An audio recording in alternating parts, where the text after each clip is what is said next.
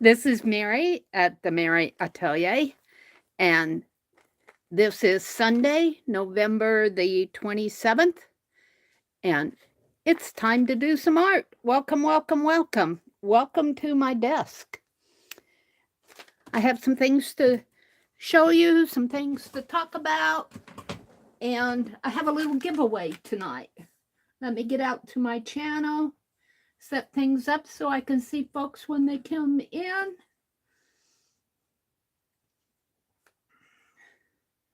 Live chat and skip the ads and set the quality. That's usually what I have to do after I sign on. So welcome to my desk. Let's zoom in just a little bit more.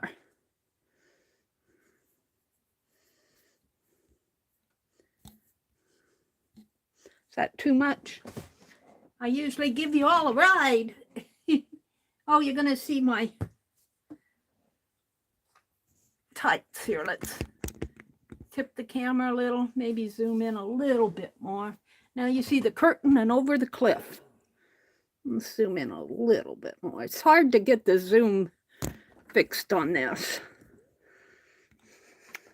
How is that? That's better. Welcome, welcome, welcome. Hi, Shannon. Hi, Amber. Welcome, welcome. Hi, Joyce. Welcome, welcome, welcome. Hi, Brenda A. Welcome, welcome. Glad to see you all popping in. I hope your weekend has gone good. Let's put Penelope over here where she's safe. This is the bag that Becky started in. You know, I looked at her video. It was several months ago.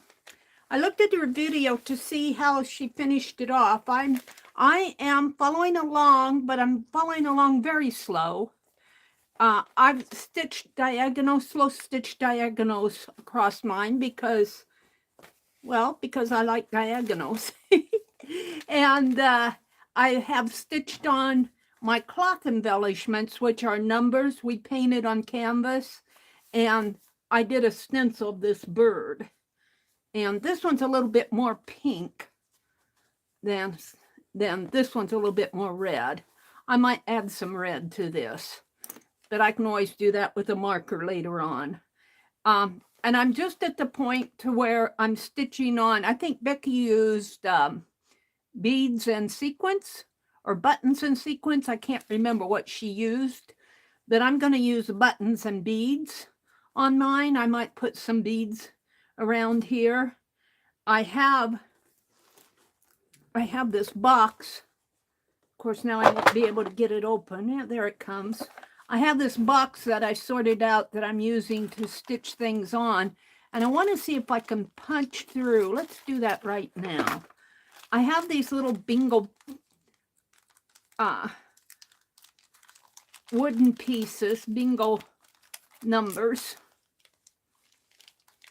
I guess they're for bingo. And I want to see if I can take my awl and punch through with my awl. I guess you would need a drill, but let's see if I can. I think I'm going to be able, I just need enough to get a thread through there. And it looks like if I keep going, that it will work. I'm not going to keep going tonight. But I think I'll put those on there. And then I have some other embellishments in here too. And over here I have some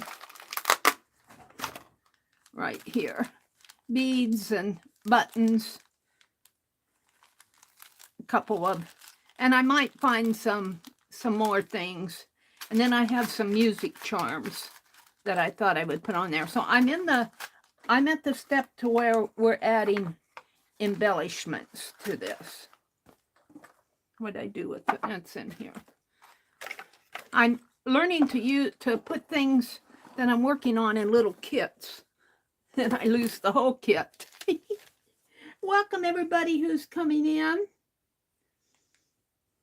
Hi Teresa. Hi Artie Nurse. Welcome, welcome. Brenda's here. Amber's here. Shannon Art Junkie is here. Joyce Boring. Welcome, welcome, welcome.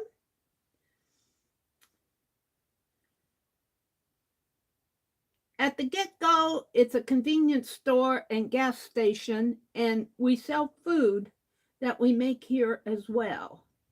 Poor Amber, where do you work? Oh, that's where she's working. Hi, Calico Kate. Kathy, she says, hi there, here for a moment. I'm going to have a giveaway, Kathy. Just a little giveaway. Joyce Boring, Cheryl, Teresa. Hi, Cheryl. Welcome. Hi, Lori. So, and then I noticed when I was watching Becky sew hers together, I had intended this piece as the lining, this. However, I forgot all about that when I stitched my cloth, my painted pieces on here. I stitched them through both pieces. So I'm going to have to pick another piece for lining. And I had all this fabric that I got from Pearl at her auction. And you know, this might be pretty lining for this. It certainly would go. I have enough. And it's thick enough.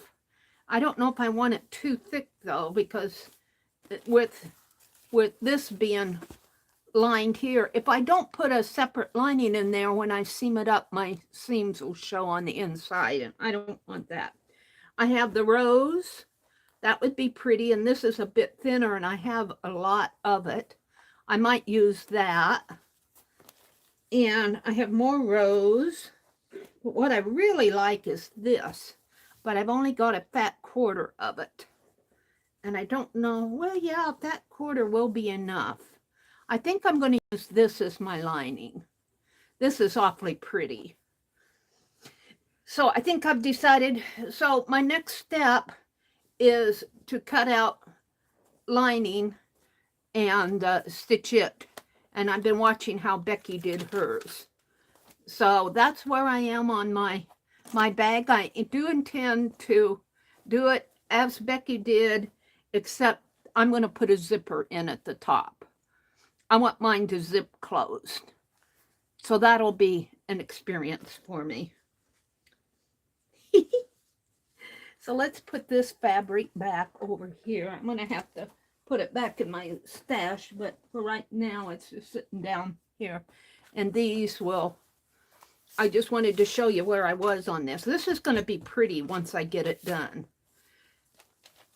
But I'm going to finish it. I am. Okay, this was just some words that I found while I was cleaning. And this is talking about every Thanksgiving, I still make my treasured desserts from my grandmother's recipe box. And I think I'm going to put this in my journal that I stacked this box on top of. Hold on a minute. Let me get it. Because that goes with our cornucopia of recipes page that we did last Friday. So do I want to put it on? I think I'll put it on this side. So right now I'm just going to put it right in here, and I'll come back later and attach it down.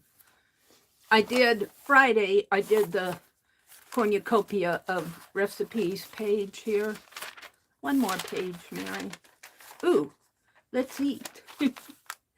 No. Here. So that will go with these vintage recipes that I did. And I am busy fussy cutting out of this little this farmhouse holiday magazine. I actually fussy cut out some things. I don't know what I did with them. They should be in here. I tore some pages out of things I want to hear. I've been fussy cutting in my spare time.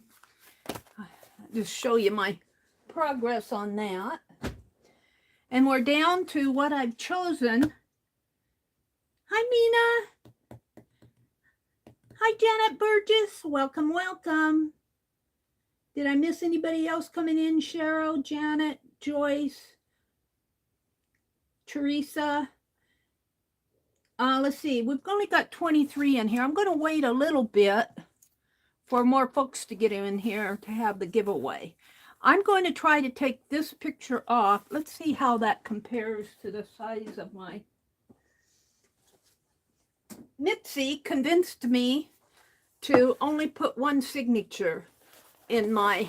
Oh, this is perfect. Just a teeny bit shorter, but that's okay. I'm going to, and I already have the pages all made. So what I'm going to do tonight is I want to try to take this picture off. And I have learned. You learned? You actually learned something, Meri? I learned if I take my, or an X-Acto knife and my ruler and very carefully not cut all the way through. Just make a minor cut here.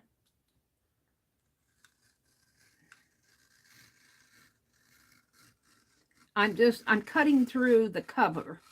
I'm not cutting through the entire, and then I can slip my knife, hopefully, if I can find it here. Maybe I didn't go deep enough. I think I got the, let's see if I can get in there a little deeper. Move my fingers out of the way. Now I'm not going under the entire book board. I'm just going under the paper. I think I did this on a Reader's Digest book, and it worked really well. Now I'm going to leave a little here. Well, let's leave maybe a good 1/4 inch.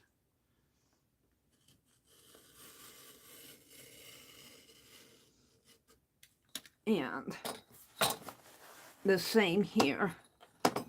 Because this is a nice picture. I don't want to lose it. I want to save it if I can. And I'm saving a good 1/4 inch on the sides here.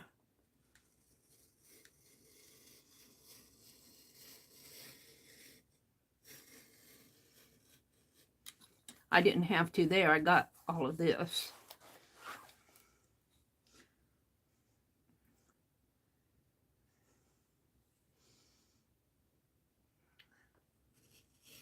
So let's talk about the swap.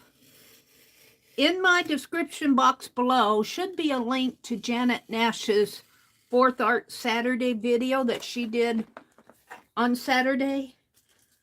She inspired the dickens out of me, that lady did. She made faux Polaroid ATCs just by taking an ATC 3.5 by 2.5 and a twinchie and putting the twinchie on the ATC. And that's all there is to it. So I thought, well, you know, you decorate it up, you have a theme. I thought it would be fun to do a swap. A swap of 3.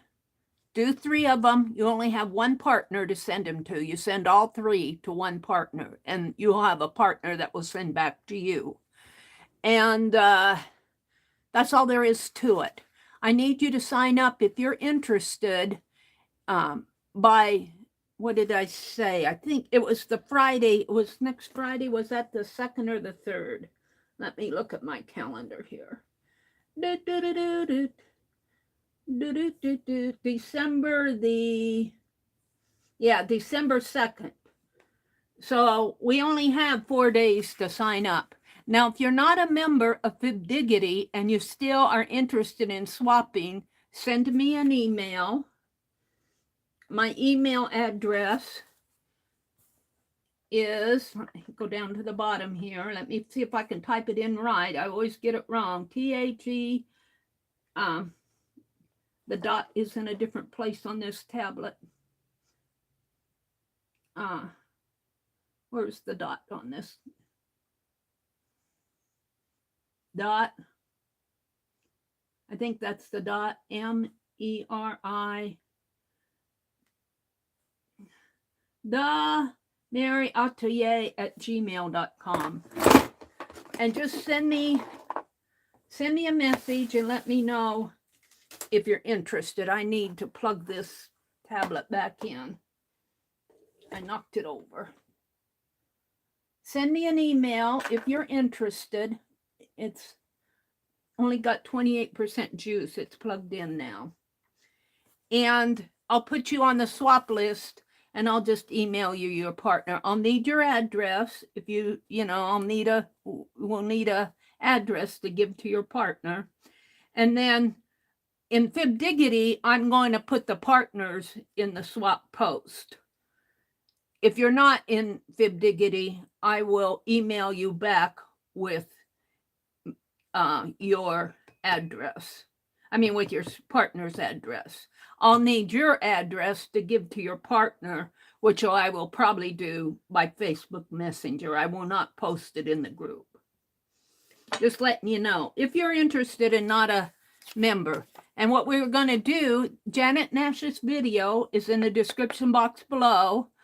I think it's probably her most recent video. And the link to her videos in the description box below. And we're only doing 3, and we're sending to one partner, and you'll get from one partner. And we're going to do faux Polaroid ATCs, which I think is genius. I think that was a genius idea. Now, let's see if I can get under this paper. I could on the Reader's Digest one. I'm hoping I can on this one. Well, I might need my knife out again. Once I get a good start on it, what did I do with it? Here it is. Once I get a good start on it,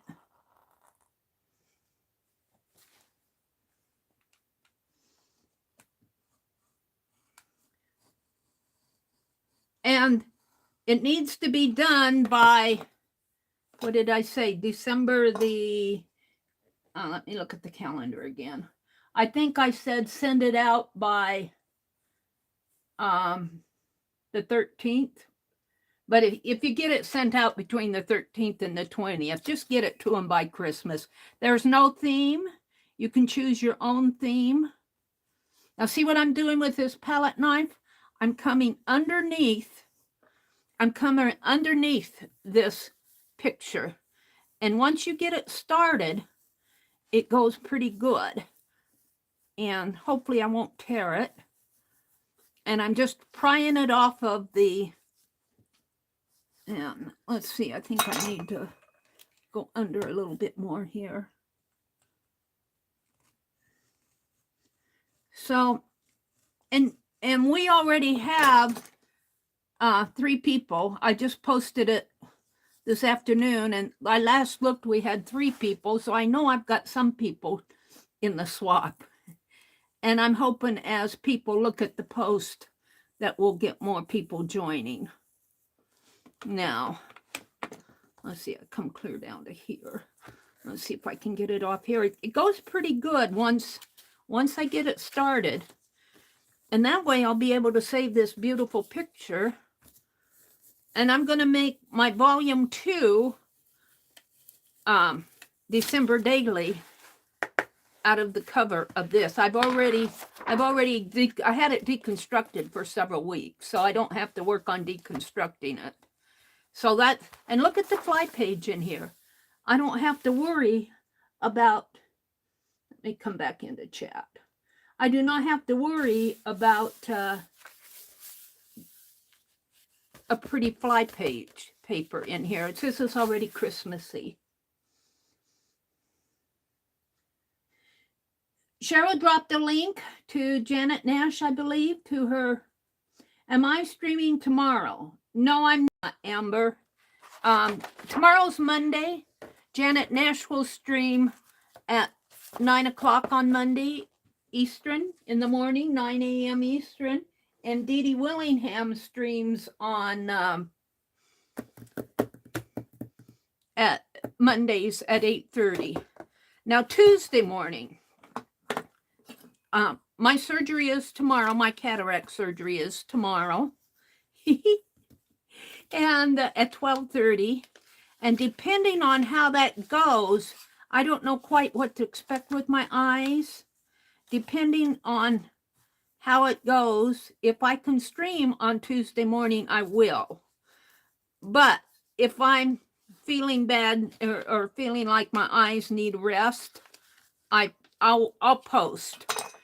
And I'll post both in FidDiggity and on my community tab and let you know. I may not know until I wake up Tuesday morning.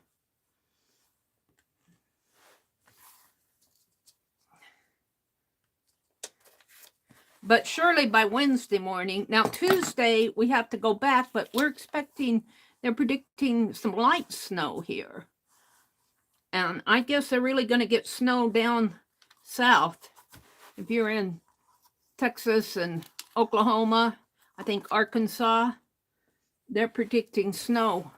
Watch Ryan Hall, y'all. I don't have a link to him, but he's the internet weatherman.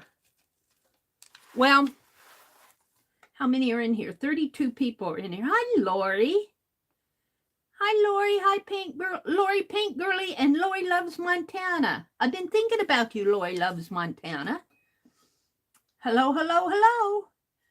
I'm going to have to call Pink Girly Pink Girly. Her name is Lori, too. We actually have 3 Loris. Lala Gamma's name is Lori, but she goes by Lala. I am going to do this off. You got an idea of what I'm doing. I'm going to do it offline because you see what I'm doing? It's going to take some very careful work here. I might try to spray some water in there. I don't have my water, but I need to be careful when I do this. I need more time. But you see what I'm doing. And then I'm just going, I don't have to do anything to the back. I'm going to split the spine because I need more than a 1/2 inch. I'll make it 2.5 inches again. And this will be volume 2.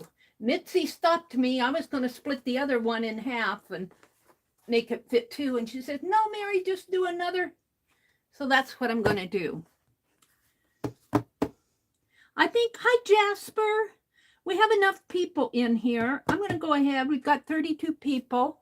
I'm going to go ahead and do the giveaway. The giveaway is just simple.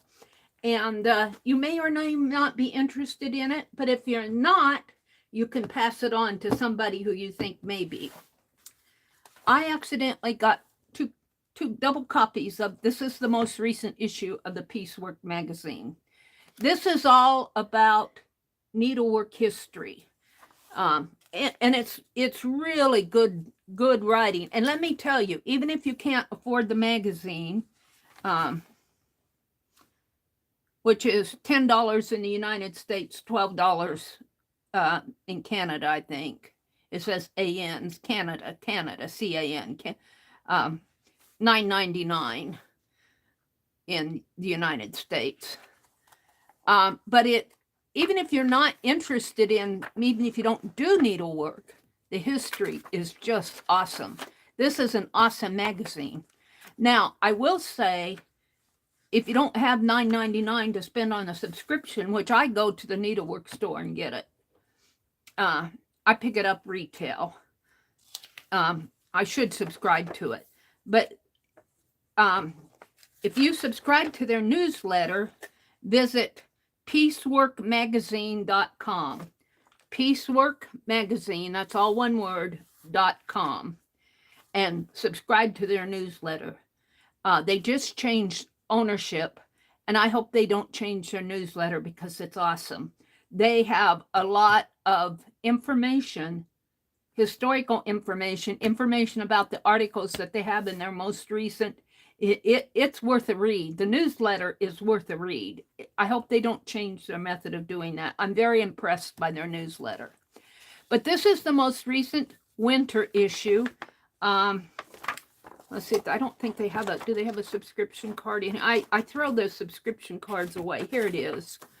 If you want to subscribe for 1 year, it's 4 issues for $30, which is about, what, 4 into 30 go what, about $7.50, which is very reasonable for a magazine nowadays. You're paying, especially in a good magazine like this, you pay all the way from $10 to $20 for a nice magazine anymore.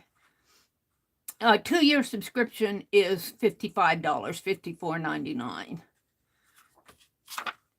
So like I say, even though you could buy it retail if you happen to see it in one of your stores.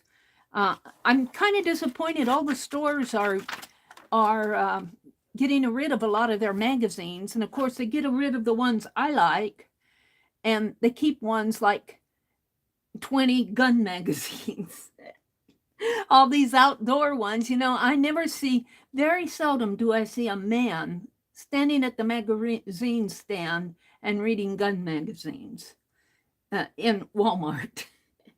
I might see a man standing there and reading a woodwork magazine or a home building magazine, handyman magazine. But they, I was so mad at Walmart. They have 10 million gun magazines. I get rid of those. Don't get rid of the ones I like. But they really downsized. And then we went to the grocery store the other day, which had a nice selection of magazines, and they deleted their whole newsstand. And I'm going, no. So I guess I'll have to subscribe. I can't even pick this one up at the library, though. This is an excellent. They do have patterns in there, but they have all sorts of history. Let me look at the contents of this one. This one is all about a world of wool, little pieces of found history, the Coptic textiles of wool and linen, the art tradition of kocha embroidery. Just let me thumb through this. Of course, they have the editorial and from our readers section. Talk about tools. And even if you don't, maybe, and I will send this international. I think I can get away with sending this international. So if you're international and are interested in this, Canada or England, or well, I will send it international. We'll just see. It will take a while probably to get there. But even if you don't do needlework and you want to fussy cut, there's a lot of good fussy cutting in here. This article here is all about paper needle books. Now let me tell you, I have a collection of paper needle books, but it's in Wisconsin. When I was working, I could afford these things. Back then, you could go to an antique mall and pick up something like this for a couple dollars. Now they're probably $10 or $15. But I have an entire album of paper needle notebooks. And then, back then, 10, 20 years ago, it was not a thing to collect these. Now it's a thing. And so there's a real nice article about those. I don't have that one. I've got this one. I've got that one. I probably have that one. I've got some from Kentucky that show the horse racing, because I was down in Kentucky for a while. I don't have that one. I don't think I have that one. Look, they even got a matchbook one. I don't really collect those. Should, though. Now, this is all about the Coptic textiles of wool and linen. So that's something I'm just learning about. It looks very Renaissance-y, very, I think, Greek and Roman. Thousands of textile fragments labeled Coptic are dispersed around the world in collections of unlikely museums. You may wonder how Egyptian fabric ended up in a museum in Boston. So I guess that it dwells on Egyptian. The art and embroidery, kocha embroidery. So if you're interested in embroidery, there's pictures of some sheep. Embroidery. This is all about embroidery. That's pretty. And here they give you a pattern to work off of. Here's the pattern here. And they talk all about how to do it. So if you like slow stitching, this is good because it's historical information, and it's really a nice magazine. The classic Shetland Hap. I'm not really sure what that's all about, but I need to read that myself. Shetland Old Shell Hap and Half Hap. That might be, well, I think that's a hap right there. And if you're into knitting, here's a pattern. I knit, but I'm not that advanced yet.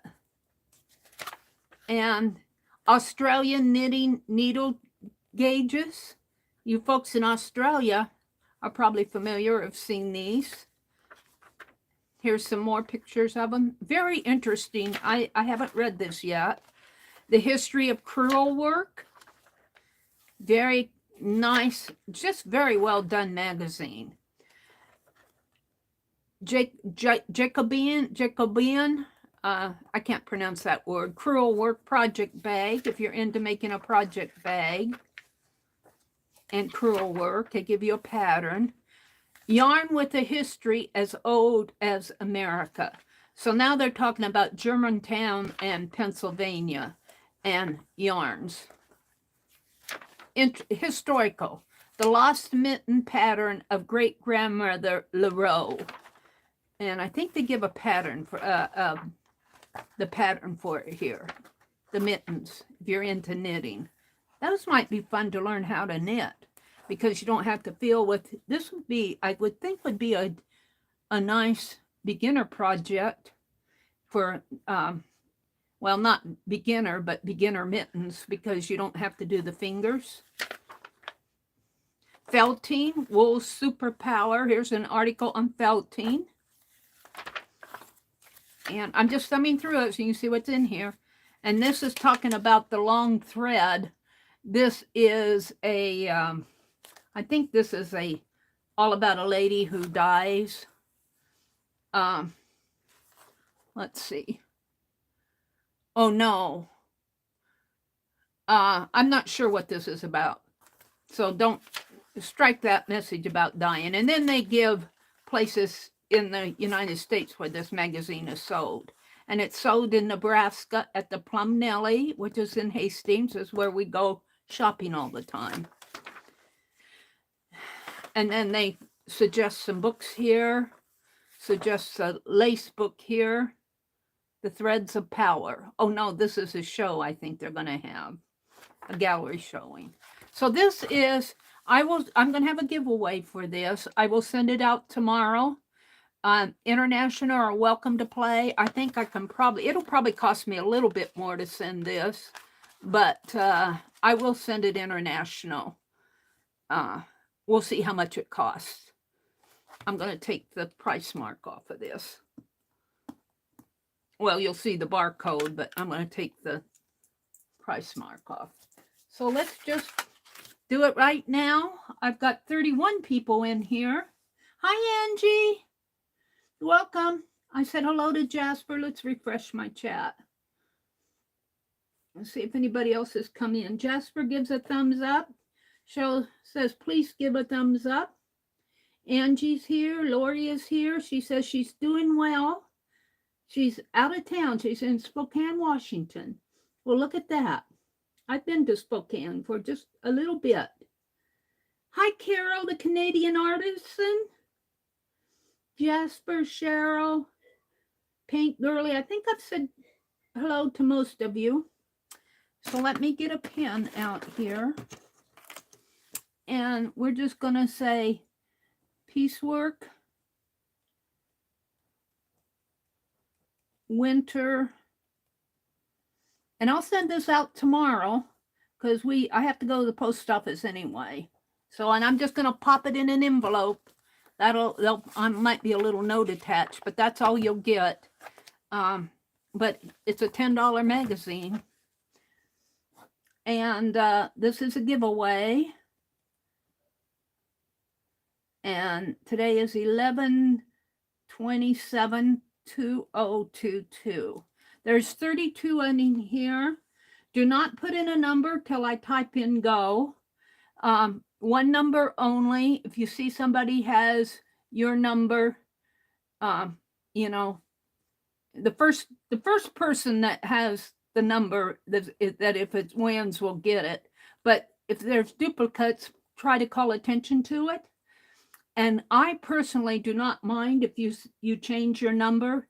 Like if you put in 31 and somebody comes in along and puts in 33 and you got, man, I got 2 chances to get this and want to change it. That's okay with me. Just have it all set and settled, ready to go. By the time I do my countdown, I'll count down and that'll be okay with me. I personally change my number a lot because I see that happen a lot. It happens a lot to me and I'm going, but I've only got 2 chances to win.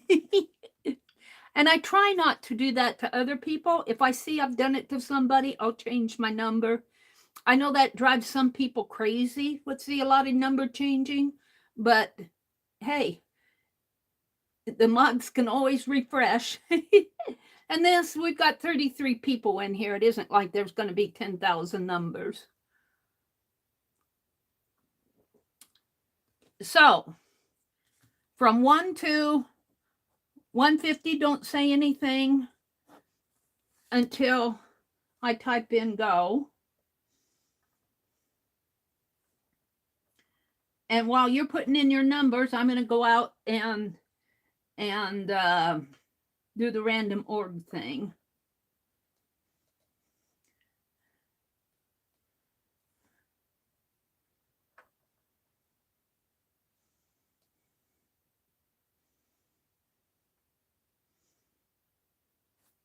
All right, go 1 to 150.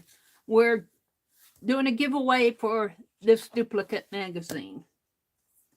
And while you guys are doing all that, I'm going to run and get my other phone because this one's charging up. I'll give you plenty of time to look at the numbers, get them sorted out. We don't have that many people in here. I have to step over my box here.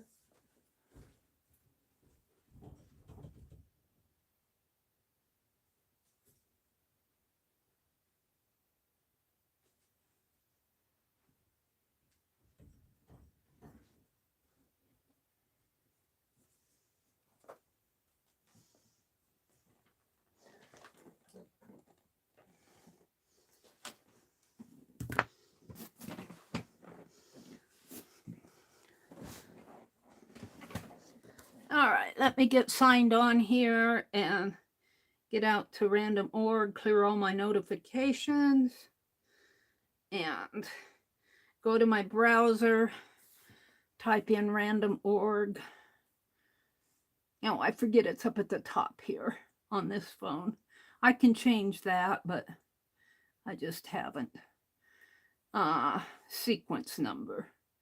I like the sequence number generator because it seems to give a better range, it doesn't pick crazy one, so it'll pick a bad range here. And I'm going to turn the light down a little. If I can get to it, let's turn the light down a little so you guys can see. And expand it. Are we ready? Hi, Becky. Becky, I'm doing a giveaway. Did you put in a number? You did. We're giving away, I have a duplicate copy of this Piecework magazine. If you're interested, I did go through the articles in it. This is the winner of 2022. I accidentally bought 2 of them. And that was truthfully an accident. There is a lot of historical information about textiles, needlework book collection. It's a very interesting, there's patterns in there, but there's other, it's interesting reading. And even if you're not interested, somebody you know might be interested in receiving it. Okay, so sort out all your numbers. I'm going to count down as soon as I get my chat to come up here. Come on. 10, 9, 8, 7, 6, 5. I think we're probably all settled, so I'm going to go through kind of fast. What was I on? 5, 4, 3, 2, as Dee Dee says, 1.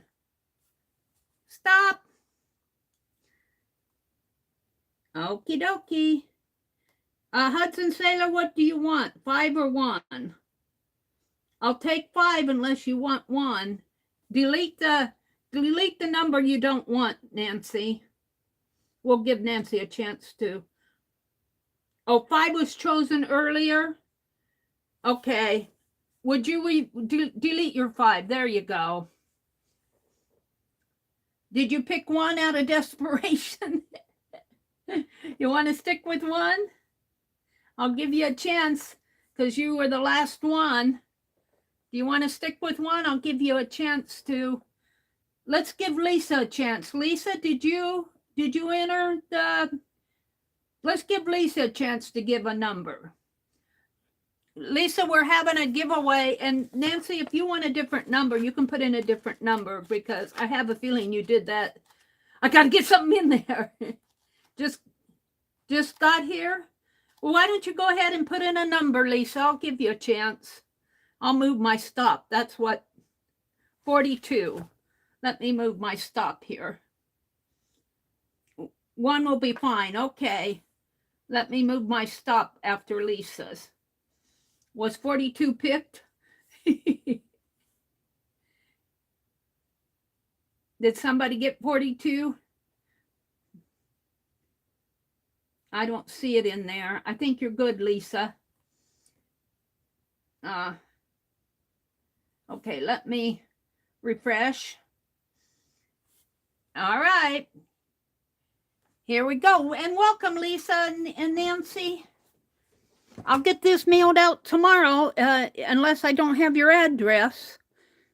You can get your address to me as soon as possible. If I have it, we'll just pop it in an envelope and I'll mail it tomorrow. We have to go to town tomorrow. All right, here's the random org. I'm at the sequence number generator. I want 100 numbers. The integers. Wait a minute. That's not the sequence number 1. Here it is. I had it all set. Between 1 and 150. Right there, it's all set up.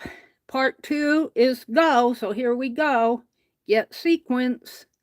And the number is 105.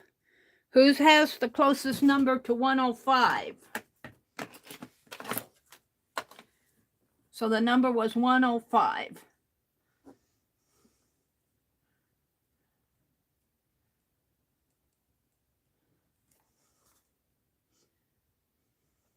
I see a 99. Is it 99? I see an 86, a 58. I see a 124. Oh, Shannon. I think it's Shannon. It's Shannon. Shannon, is your address in, yeah, I think it is in Vibdiggity. Shannon Pratt, Art Junkie. She's in Canada. I'll pop this in the mail to you tomorrow. I have to go to the post office anyway. Congratulations, Shannon.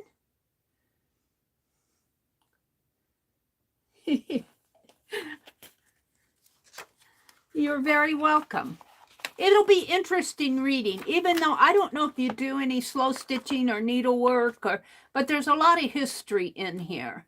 And maybe you know somebody, here they're collecting needlework books.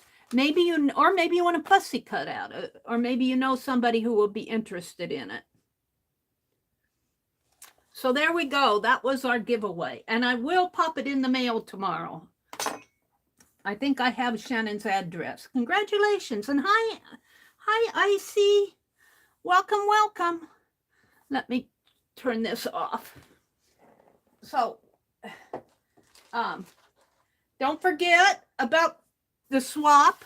Janet Nash's link to her 4th Art Saturday video is in the description box below. The link to her video, she starts talking about an ATC, faux Polaroid ATCs, about 6 minutes and 20 seconds into the video. So go there, and she's playing with her, making faux Polaroids, and she goes, oh, 3.5, and the Twinchie is 2. Hey, we could make ATCs. I love how she discovered that during her stream, or it wasn't a stream, it was a video. And I'm going, wow, what a swap. If you're interested in swapping, if you're a member of FibDiggity, there's a post where you can sign up. If you're not a member of FibDiggity, email me. I put my email address up above in the chat, and it's also in the description box below where all my social media information is. But it's just TheMeriAtelier@gmail.com, and I'll get that. Hi, Roy. Amber's here, Cheryl's here, Carol is here. Good night, Carol. Thanks for popping in. She says, night all, prayers for tomorrow, Meri. Oh, thank you, Carol. Yeah, I confess to being a bit of a baby about it. I've been taking my eye drops. I'm all up on schedule. You're supposed to take them 2 days and a half, 2 days and a half before your surgery. So I've been being good. I cleaned off the porch yesterday, so let it snow as far as that goes. Our yard is all winterized. Well, there are some leaf piles out there, but I'm not going to go rake them up because the wind will blow. And yeah, we're going to make some faux ATCs. Yeah, thank you, Shannon. Yeah, well, I trust the ophthalmologist. I do trust him because he's been in business for 30 years. So I think he probably knows what he's doing. So if something happens, I'll probably jerk and he'll cut my eye in half or something. Dee Dee said a really nice prayer for you above. Oh, Dee Dee. What, did Dee Dee come in? Did I miss Dee Dee? Hold on. Thank you guys for telling me that. Where? Wait a minute. Let me go up above. Was that before the Teresa, Lori, Amber? Oh, there she is. Hi, Dee Dee. Meri always prays for all. Lord, may the doctors be filled with skill and wisdom. Amen. And her eyes take well to the surgery. Thank you, Dee Dee. Fill Meri with peace and heal her up quickly. Oh, yeah, so I can do my art, Dee Dee. Thank you, Dee Dee. And talking about prayers, let's keep Shelley, Crafting Mamas, in our prayers. I think she came on Saturday, early Saturday morning, and she's been going through a really hard time. She's dealing with some grief. She says it's the loss of her best friend. And I have in my mind who I think that is, but she is not saying precisely, so I don't want to. Let's just say she's dealing with a lot of grief. She's has some stress in her job, and she's moved into a new house, and they need to get a bathroom on the first floor. You know, I did listen to her stream, so let's just keep. Shelley's been such a art presence, and let's keep her in our hearts and prayers. A lot of you know Shelley, Crafting Mamas, Crafting, ING Mama, I think it is. Would one of the mods drop a link to her channel, Crafting Mamas? By the time I go out and get it, you guys will have it 10 times. Thank you, Dee Dee, for the prayers.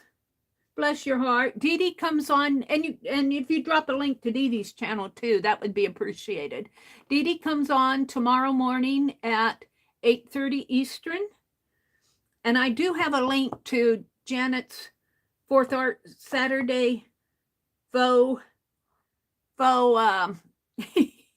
Polaroid ATCs. So that's going to be fun. I'm going to sketch tonight. Instead of a human, I sketched eyes on Saturday.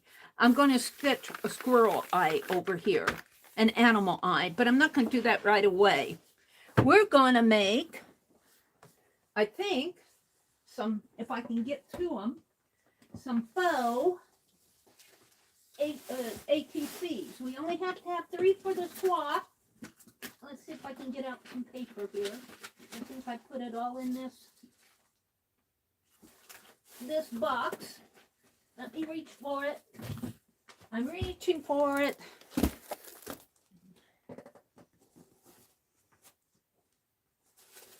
And I have my Christmas box out too. I was doing Christmas stuff the other day, so well, this was not only Christmas. I'm hoping my Christmas, yeah. Some Christmas, look, here's a pretty card. I pulled some Christmas stuff. I was hoping my paper might be over to the side.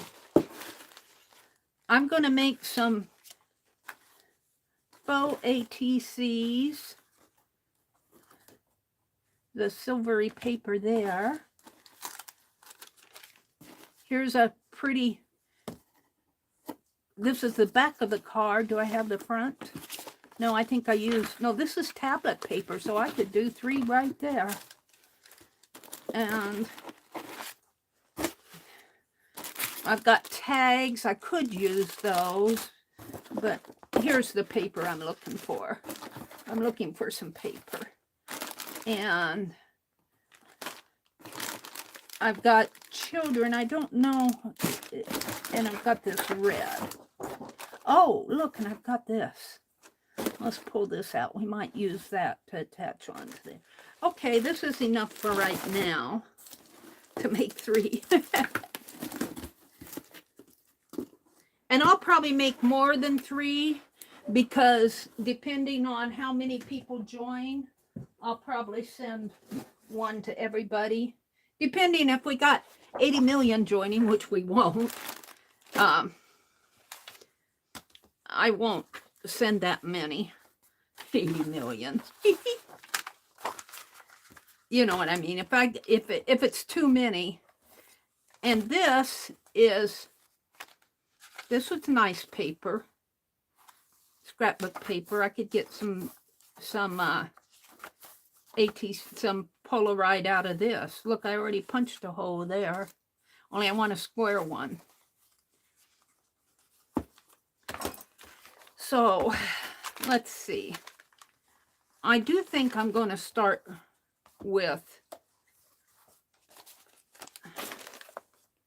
let's see. I don't want that.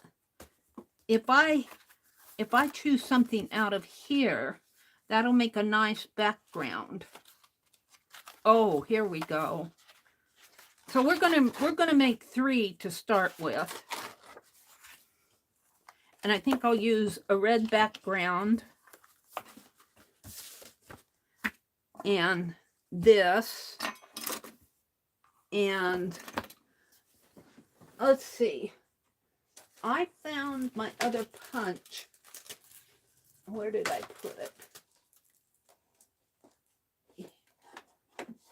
I think I have a square one. I don't know how. I think this is 2-inch. Let's punch a paper here and see how big this square one is. It looks a little bit bigger than 2-inch. It looks like it might be 2.5. Oh, and you know, it's not going to punch thin paper.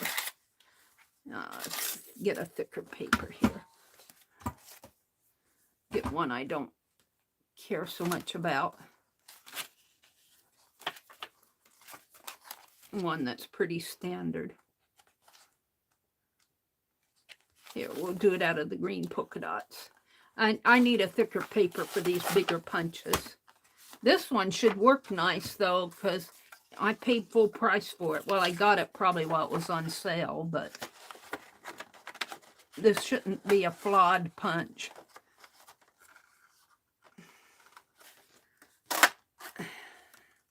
All right, so that's 2 inches. Well, it's a little bit, it's right on the line, 2 inches.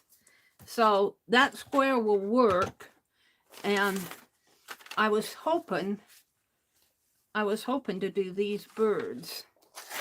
Now, won't be able to punch circles. I don't think my circle punches. I have a circle punch that fits that. Let's see what I have. I think mine are all smaller. Let me look. I found one the other day, but I think it's too small. Let's see. And it might punch paper, I don't know.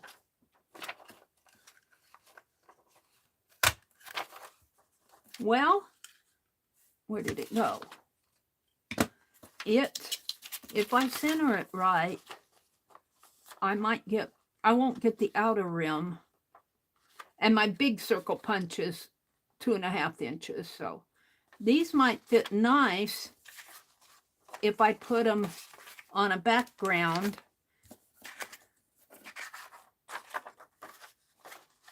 Let's make this the front cover. I'm going to cut the square out of here. Can I do that? Let's see. I punched this one right here. So let's get my trimmer. Let's make a sample here. Except for we need it, what, 3.5 inches? Let me get my cutting board out, my trimmer. We need it 3.5 inches. This will be a sample. This won't go out to anybody. Oh, well, it'll be a little off-centered. Let's do this out of here. Let's make another one, 3.5.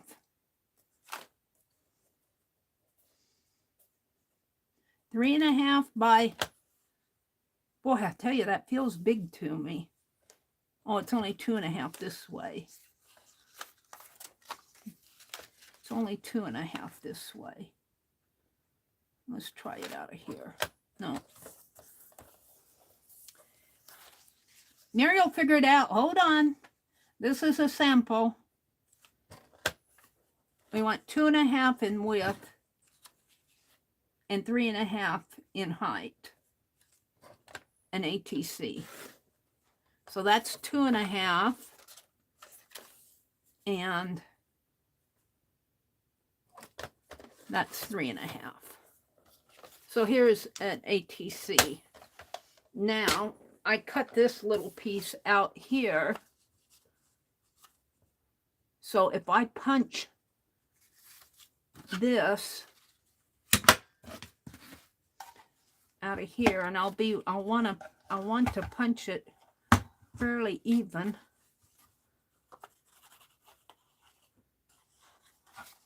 Where's the, I think I better mark it. Let's put a little mark because I've only got a 1/4 inch. And welcome everybody who's come in. Welcome, welcome. So this is just a sample. So a 1/4 inch and a 1/4 inch. So when I punch this, I have to have I'll push it all the way up if I can in there. But I want that little mark. That's going to be pretty interesting to punch. I might need to punch it before I cut it. Punch them and then cut them. I mean, cut them and, yeah, punch them and then cut them. I think I got that pretty good.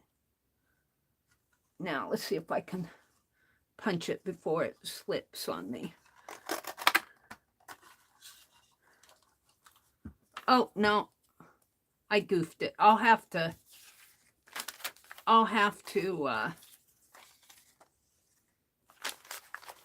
punch it first and then cut it. Let's get another one of those polka dot. Polka dots aren't my thing. Green, big green. Ooh, where did I see it? Here.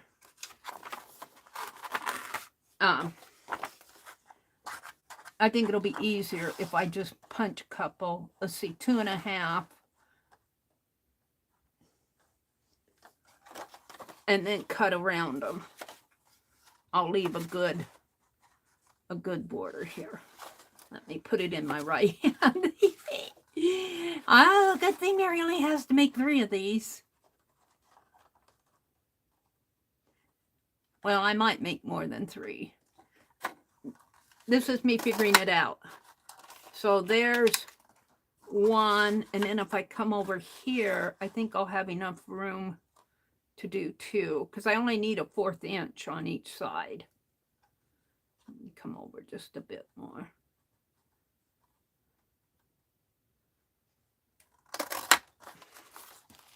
Now, ooh, that was close. Now, let's get the trimmer out.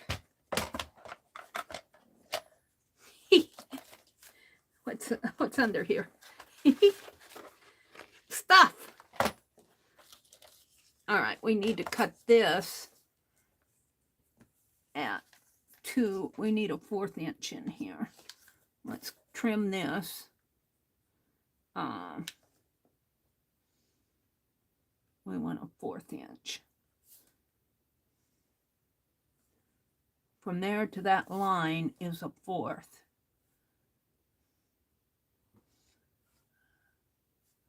Well, you know what? This is, I'm going to have to mark it, a 1/4 inch.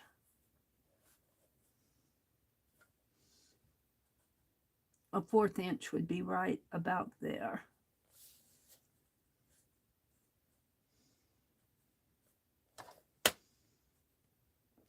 Well, now,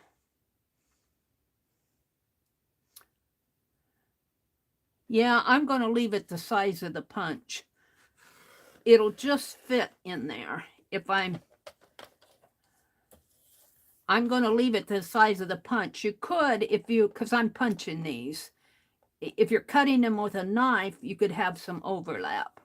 All right, we want a 1/4 inch here.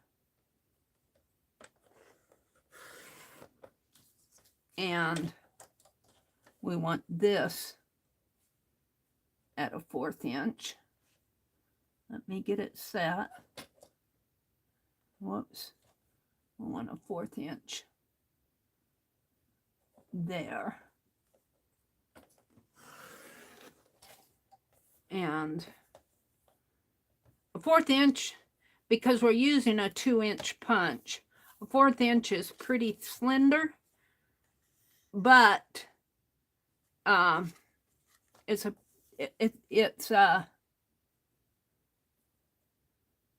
ATC, so, and my punch is 2-inch. So we want a 1/4 inch there, and we want this at 3.5. Put it here, like.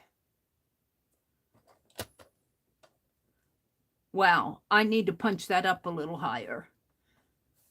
Because that's not 3.5. I still could put it up a little higher. Well, this is just a sample. This is just a sample. That square could go up a little bit higher, up here a little higher.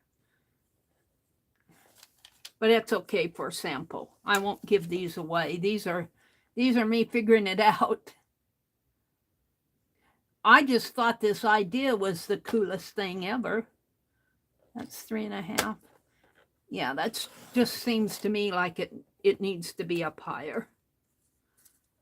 But we'll go with these.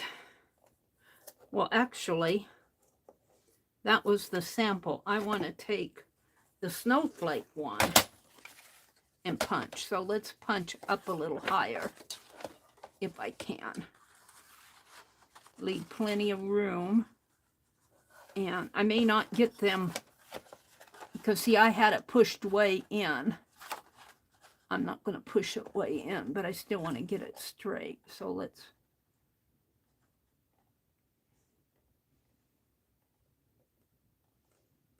let's see what this one does. Hopefully I have that straight.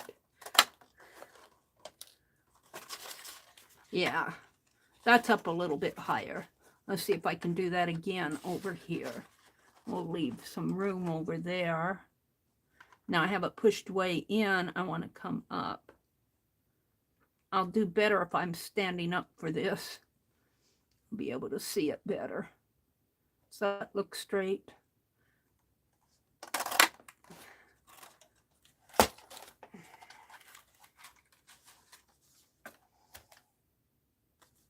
This one looks a little off. I'll play with them until I get them like I want them. And then what I want to do, let me get this, is cut these at a 1/4 inch here.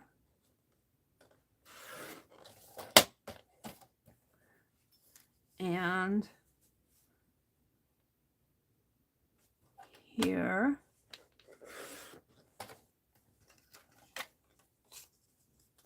And I didn't get that quite at a 1/4 inch, did I?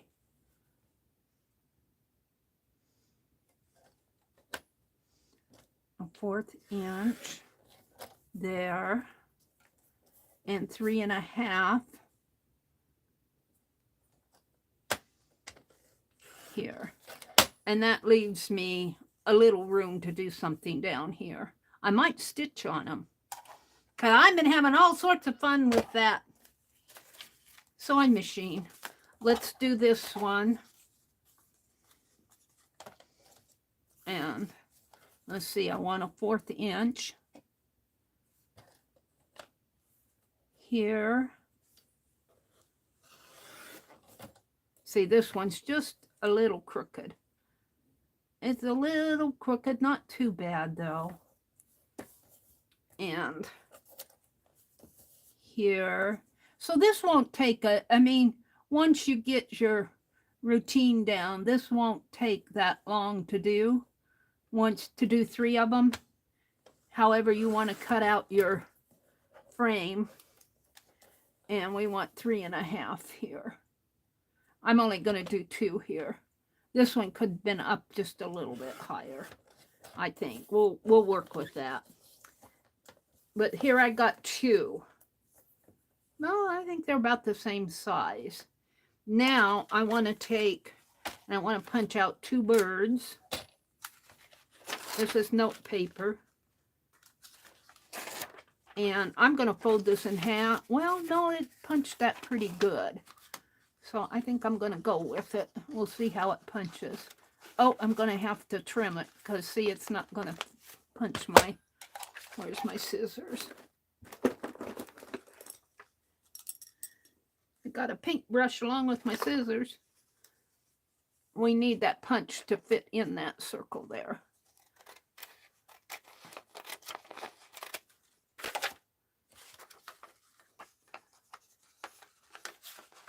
There. Am I going to get most of it? I think so. Here goes. We're going to see. No, we're going to have to fold it in half. These punches don't do so great on thin paper. And they are also old punches. Let's try this again.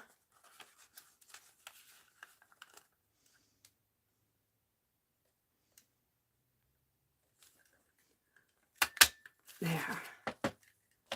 That cut it out pretty good. So, and I'm going to mount that. Well, I could leave the, let's hold the phone here. I could use something out of here, or I could use my red. Let's see what we have here for a background. We don't want it too convoluted. No, I think just a red. Hold the phone. Let me get red paper here. We're going to make a red background.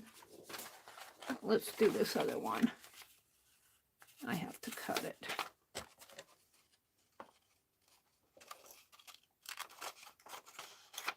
And fold it in half.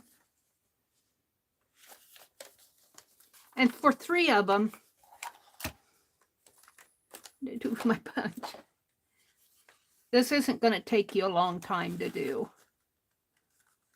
I'm fumbling around here because I'm figuring it out as I go, but you would probably have to too, but it's still not going to take that long. Okay, I got 2 frames. Let me get it out here. Hold on. It's not that one. It's not that one. It's got to be this one.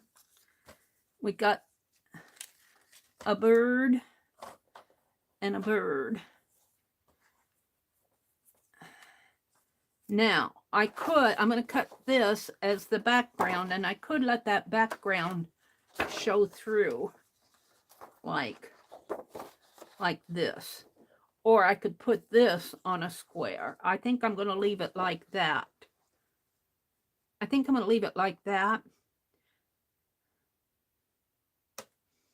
I think I like that. It probably is not a true Polaroid type thing. But I like it being I like the birds. Let's see what else I could use besides birds. Let's see what else I have here that I could put in there as a picture. I got black and white pictures, but they are not Christmassy. Let's cut the backgrounds first here. Those are an option. I like those. Let's cut some 2.5 by 3.5.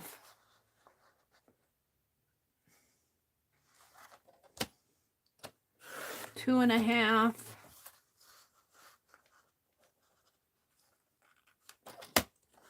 2.5.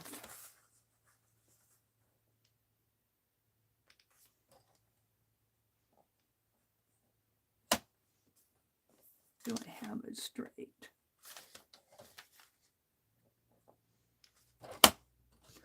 2.5.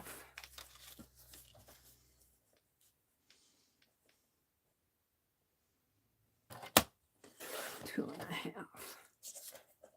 And I probably have some inches in here too.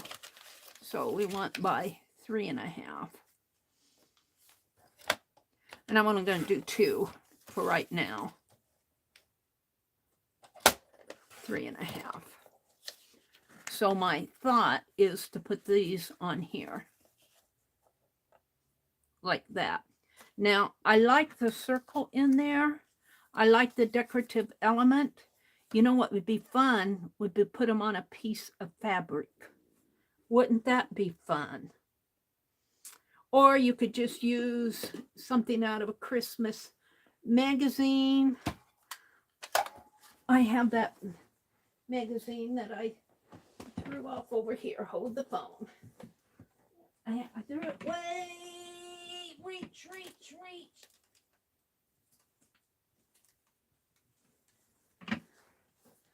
Could do a Christmas tree. You could do almost anything. I'm thinking background though for this bird. I like the idea of putting it on a piece of Christmas fabric. I've got that pretty fabric I got at the store. Could put it on. The thing is, you don't want it to contrast too much with your. If you do something like that, you don't want it to. Text would be nice. A sing-along. Music. Here, wait, I got music. Hold it. We got music right here. Music. Let's pull something that I don't care so much about. These are extra sheets. A Christmas tree. That would be a good one. How brightly beams the morning star. away in the main, just glad Christmas bells. Where's that bird? Come on, little birdie. So, if I punch it, though, the thing about music is it's music. Unless I put it this way, we got those gaps in between. I could walnut dye it. I'm not sure I like it because of the gaps. You know, that if I could, I'm not sure this is what I want. I like the idea of fabric better. What I do have, let me get to it. It's here. I have fabric music. How about that? I'm thinking of what I want to put in this little square here. Something like that. That's much better. Let's find a good one. I still have the gaps, but it's here. Here's a good one in here. That would be great. And then the bird. Come on, little birdie. He doesn't not cooperating. The bird in here. I like that a lot. And then, let's see. I know I want this one. And I think I can get two of them out of there, I think. It goes to that note. I think I can. Comes to that note, second note there. So I can get two out of that. What else do I have here that's pretty close? This is pretty close together, but it's got, what is over here? I can get at least one out of there. So there's my 3. And this is just, I've already used this in my journal. Oh, and I have the same thing over here. So I could get another one of these fat quarters if I wanted more fat quarter. Yeah, those are. So I think that's what I'll do. This will go on here.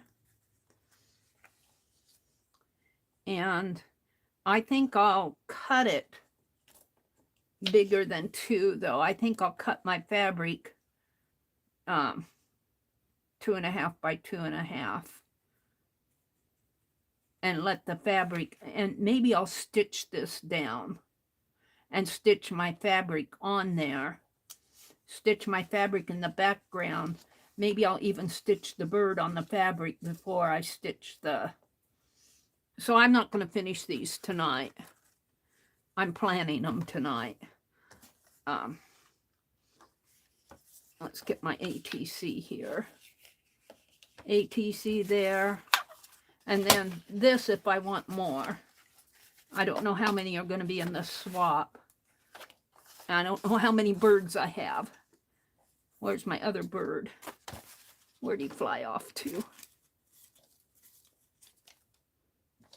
All right, where'd he go? I've been switching things around here so much. I don't know where my other bird went. You know, I need to put this in a separate kit, a separate envelope. So I have all this together. Let me pull this out. I'll just put that there. Put that there. I want those out. These in a pile. I don't know what happened to my other bird. Do you see him here? A punch. And this punch.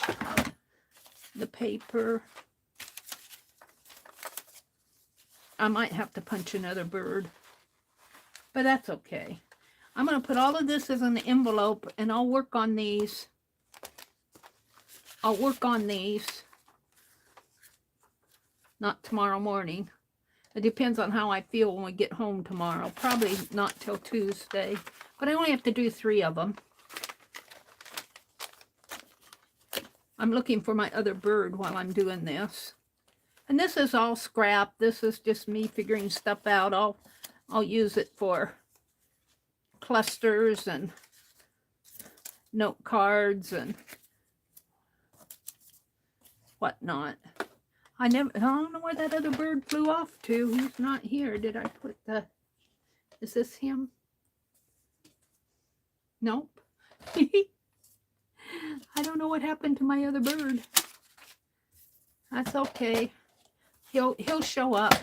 Maybe did I push him in here?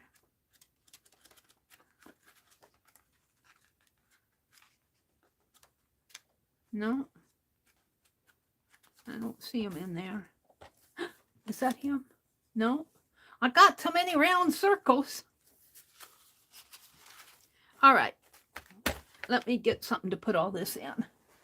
Get it off my desk. It's driving me nuts.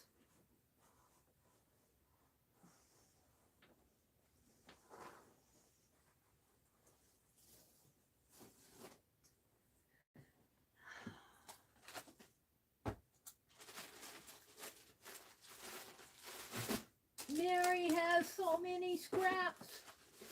She doesn't know what to do. I'm looking for an envelope or something to put this in. Honestly. There's an envelope. What I'm having fun with are all these black and white photos, sewing around them. We're going to put those aside for a moment. Let me reach over here. These will fit in this protector. Oh, let me get these out of my hand. I got all those black and white photos from Keisha. All right, those are in a safe spot. Now, let's put all of this, and maybe my other bird will show up. And maybe not. Let's put all of this in an envelope, and I think I'm going to stitch around it. And I have to work out in my around where my sewing machine is. That won't go in there. That won't. That won't. And I'm going to take, no, that's this one. I'm going to put these in here. Right at the front. And I might recut these. I might decide I want them up. I don't think I can move them up much higher. And we're gonna, I'll have to cut some fabric out of this. Cut my little squares out of this. For the birds, I might decide on something else if I make more.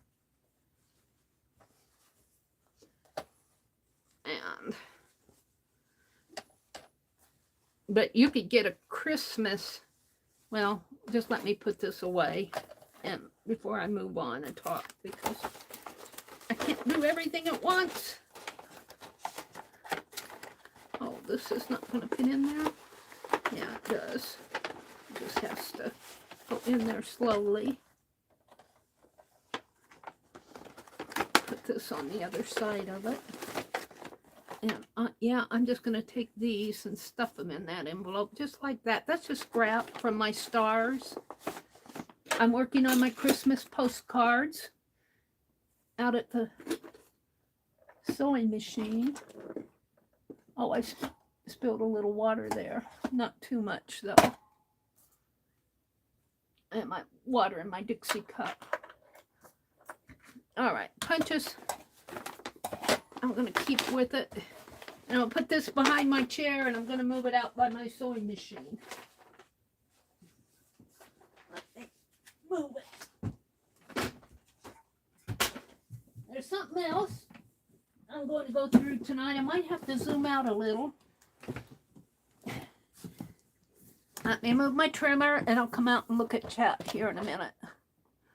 Let me lock this. I keep this trimmer underneath my desk where my feet are, and I always know where it's at. Sometimes. This is my Christmas box from last year. This is last year's Christmas box. Lisa says, Meri, look in the music book. Oh, did I put it in the music book? I'll bet I did.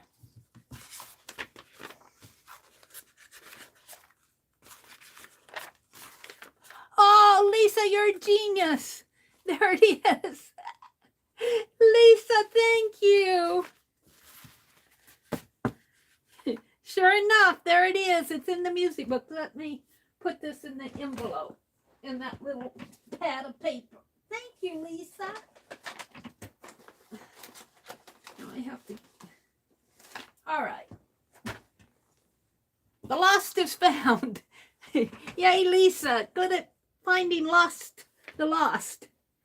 Dee Dee is the genius. I just chimed in. Thank you, Dee Dee. Dee Dee saw you do it. Thank you, Dee Dee. Ah. It's in the music book. It's in the music book. Is Xander here? Hi, Xandra. Somebody's saying hi to Xandra. Xandra pops into Dee Dee's a lot.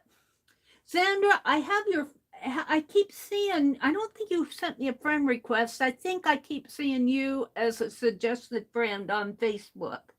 And I am so wary about accepting friend requests because of all the crap that goes on. I don't think you sent me one, but Facebook keeps suggesting you as a friend to me. Thank you, Dee Dee. There she is, Scraps to Beauty by Xandra. Do you stream on Monday after? When do you stream, Xandra? You stream. There's a whole bunch of people that I don't have the schedules for yet. Art Junkie put hers on her schedule on her community tab, and I need to go out there and copy it. Paint Girly, I'm getting down pretty much. And Kathy, I keep missing Kathy. Calico Kate Kathy streams on Tuesdays at the same time that our Kathy Berg does. So, there's just a whole bunch of new people streaming. Sunday at 4:30 Eastern. So at 5:30. So, well, this is Sunday.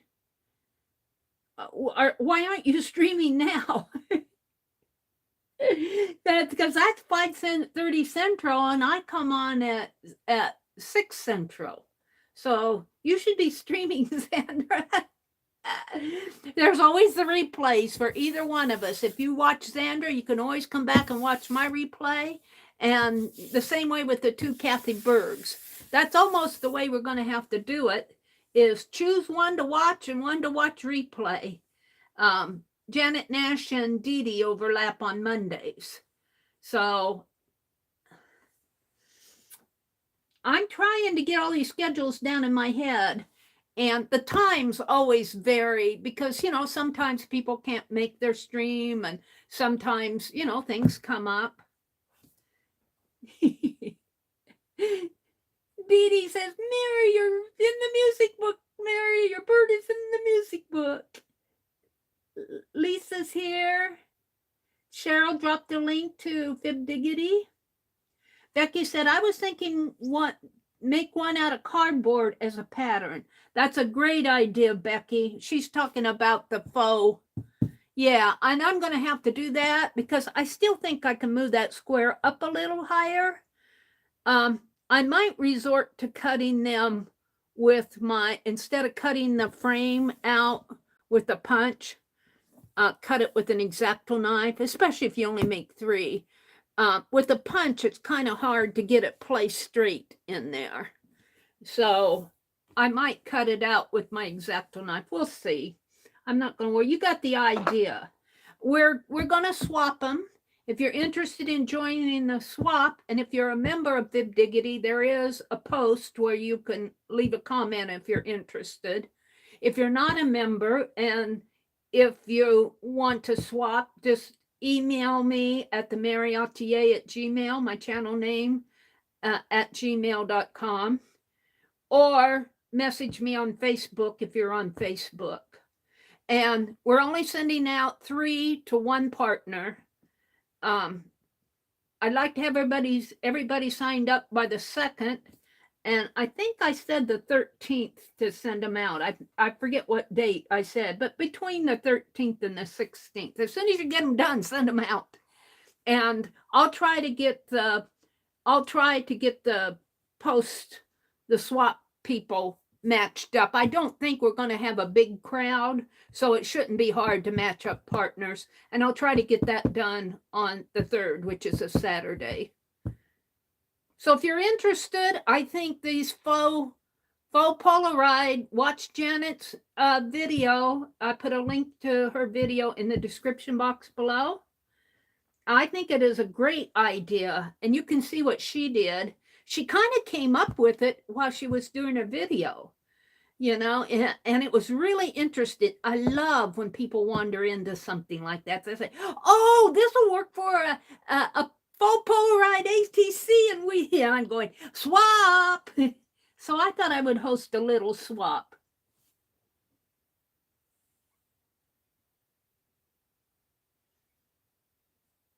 So 3:30 my time. Oh, thank you, Dee Dee. My head's not only are my eyes fuzzy, my head's a little fuzzy too. Thank you, Dee Dee. 4:30 Eastern would be 3:30 my time. So she would be done by 5:30.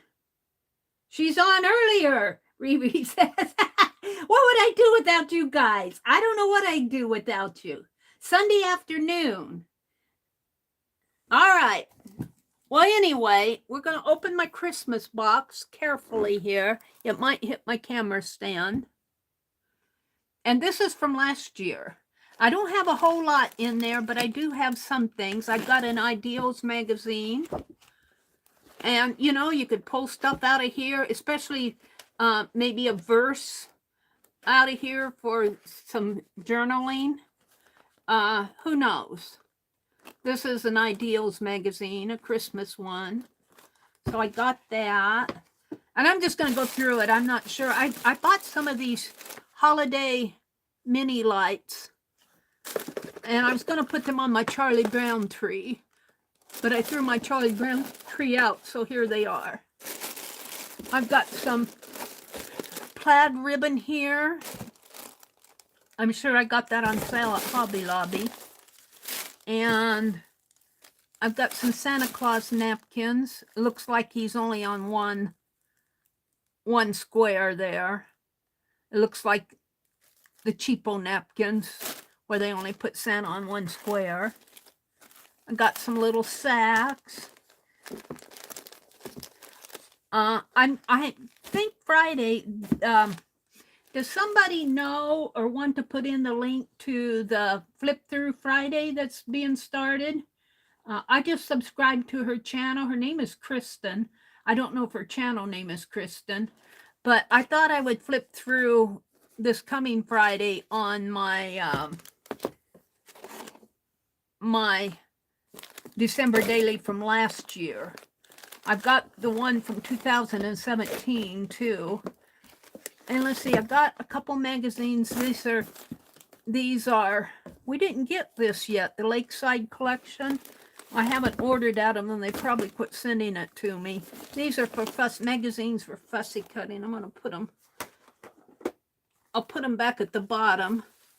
But I'm going to add this one to it.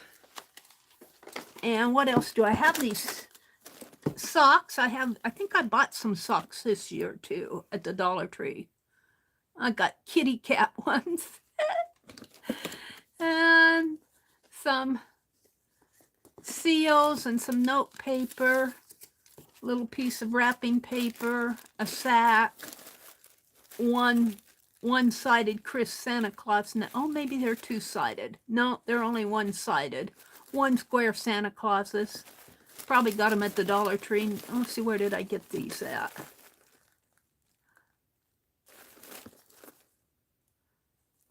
They only cost me 25 cents. I probably got them at the thrift store. Some other plaid Christmas napkins. A cellophane bag. Mini rustic bags. I saved these for tags. Some nutcracker napkins. I think somebody sent these napkins to me. They're beautiful. I want to say I got these from Tammy, but I'm not sure. Here's some. Came in Happy Mail. And that's just a piece of paper.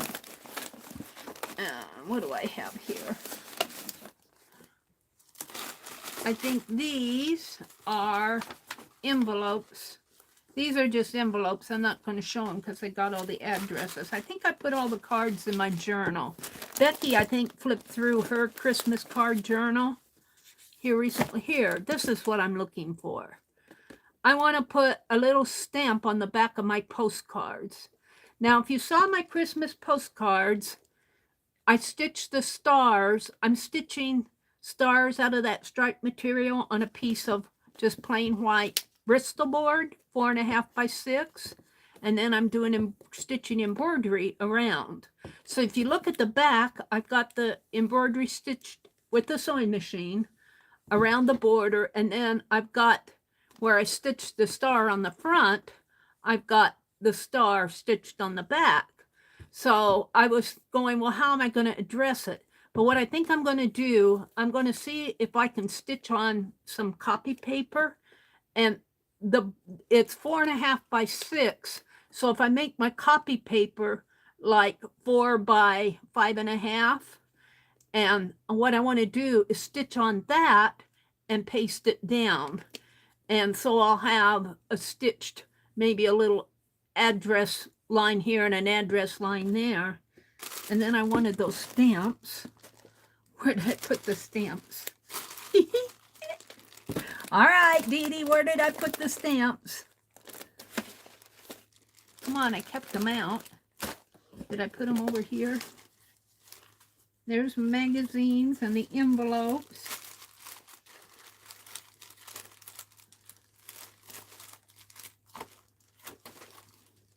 I don't know where I put the stamps. Anyway, I wanted to stamp on the back of those postcards, and I don't know what I did with my stamps. How can I lose things when I don't even move? There's napkins. Well, oh, I don't have them in my hand. They're in your hand, Meri. They're in your left hand upside down. Becky says, they're in your hand. Dee Dee's going. Dee Dee's going, I can't even laugh like Dee Dee does. I can giggle at that. Where are my stamps? Where am I? They're in your hand, Meri. But see, this will go good on, now I'm embarrassed.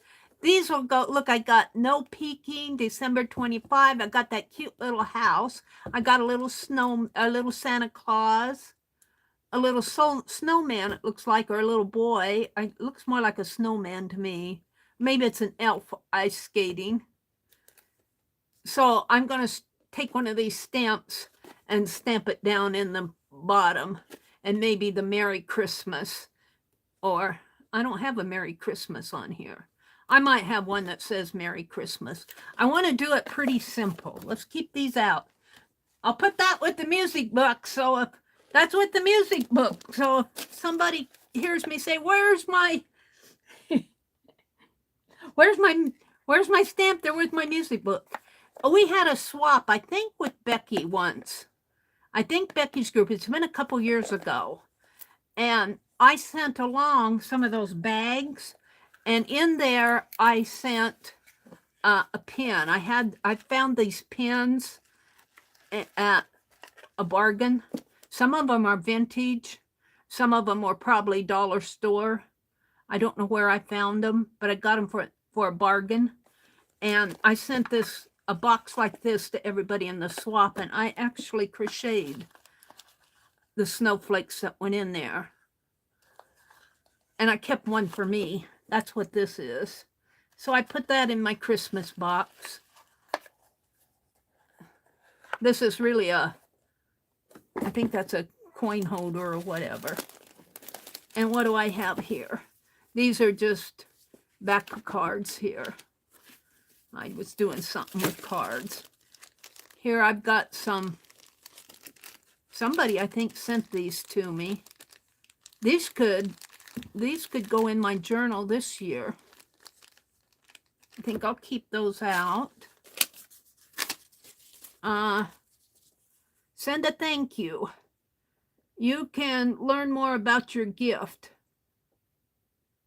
These were rubber stamp carving blocks. I think the carving blocks came from Ann Lar.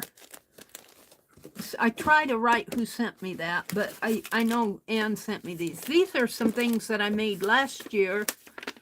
Some snow globes that I was making out of scrap paper. I got this snow globe stamp. It's in my other Christmas box. I got that snow globe stamp, which you see in black around there, from Shelley, Crafting Mamas. Sent me that snow globe stamp. And I went out and picked magazine images, and I was just playing here. I made all these snow globe. So this is something would be fun to do with your magazine images too. If you're fussy cutting out of magazines and don't know what to do with them, put them in a snow globe. I never did anything with these. And speaking of Shelley, she streamed Saturday morning, I believe. Keep her in your hearts and prayers. She's going through some rough times. Shelley's a really nice lady. She's grieving over a death of her best friend, is what she's saying. And you can tell that she's grieving. So just pray that she'll be able to work through that. And she's got a lot of job stress. She's adjusting to living back here in the States. She bought a house, a Victorian house, and she's going to have somebody come out. And I was listening to her stream yesterday. I listened to it, the replay. And I think she said somebody was going to come out and do an estimate so that they can get a bathroom on the first floor. So just pray that all of that works out for her. She's a really nice lady. She used to stream on Friday nights the same time I did. And I actually think she was probably, when I first started streaming, I did not know Shelley. So I didn't know anybody, and I picked Friday nights, and she might have already been streaming on Friday nights. But anyway, we got along pretty good with that. This is a Christmas card I made. I don't think I made it last year. I've had it around, and it's too bulky to send. It's this big old button here. And I put a wax seal in it and a couple of charms. And this was a Tim Holtz lady that I colored her dress red. And I just keep it. And this is some leftovers. I think I'll see if I can use that in my journal. This was a hanging something or other. And what do we have in here? Let's see what I'm looking for stuff. Oh, look, see, here's a Christmas card. Faux Christmas cards could go in your Faux ATC. I think I have some. Look, I've got a plastic sack of cellophane. Here's an ATC that I made. Obviously, I didn't like it. I think I put stars on it. I'm not sure what my background was supposed to be. Oh, I think I cut it out of a scrap paper that was a jelly print. I did a jelly print there. And that's just a part of a circle in the background with a star. I think it goes this way. It's just a pretty warped ATC. Got horses on the back. It's fun to look through these Christmas boxes because there's a cardinal, because Christmas tree, you know, and I don't know what this CD is.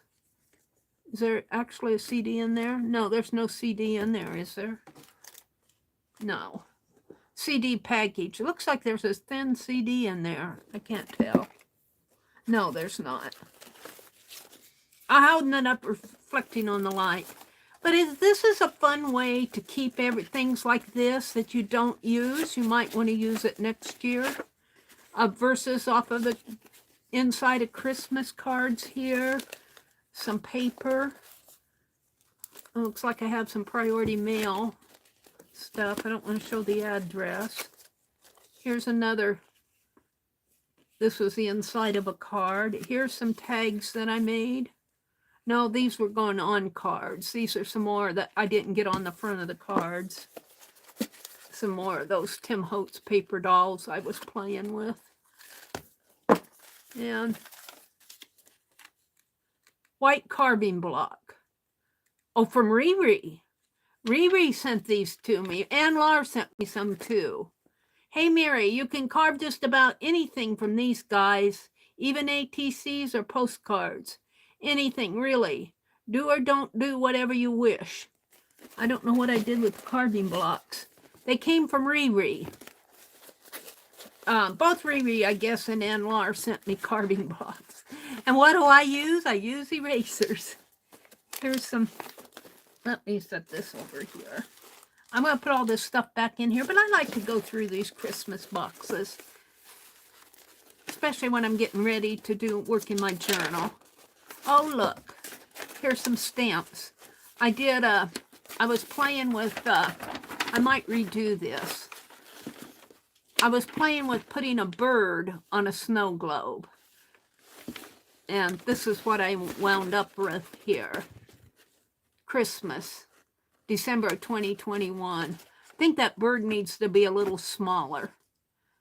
And, you know, you can't get a huge snow globe on there. I think that's probably why I made my bird that big, to fill up the space.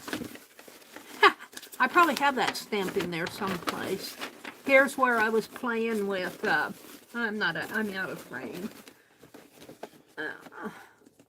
Let me switch my camera up a little here. Is that better? Jasper says, I really enjoyed going live with you yesterday, Calico Kate. Oh, were you going live yesterday? Ah, that sounds neat. This is where I was playing with those, making those postcards a couple years ago. I think this is one of my first nutcrackers that I made, and his mouth opens, he'll talk. Merry Christmas, Merry Christmas. And I had a scissors in there. I lost them. There was a pair of scissors that go in there. And there's that one. Some Christmas. I think I wrote the little match girl there. I think this is the very first nutcracker that I made. And I just playing with scrap papers. I don't even know where my tag is here. Where the tag is, with his mouth opening and closing. Where does it go?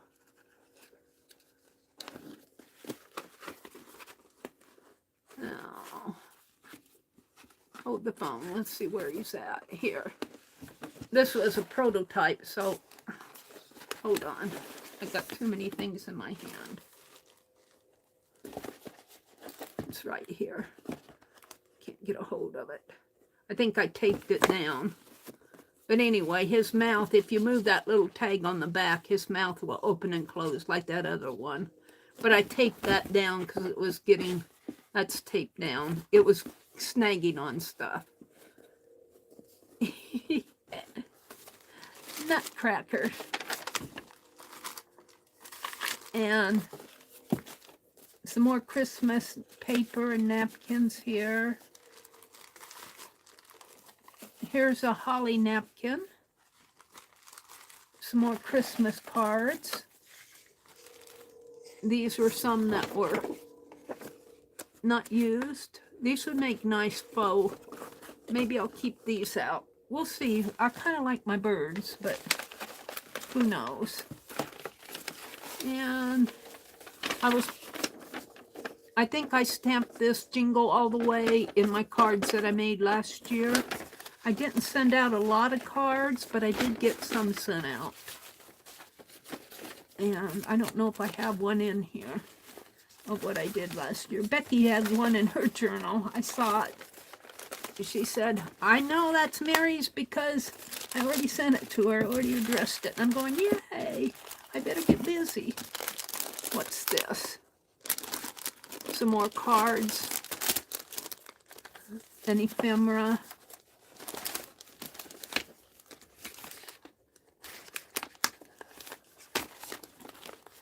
Polar bear. Desserts.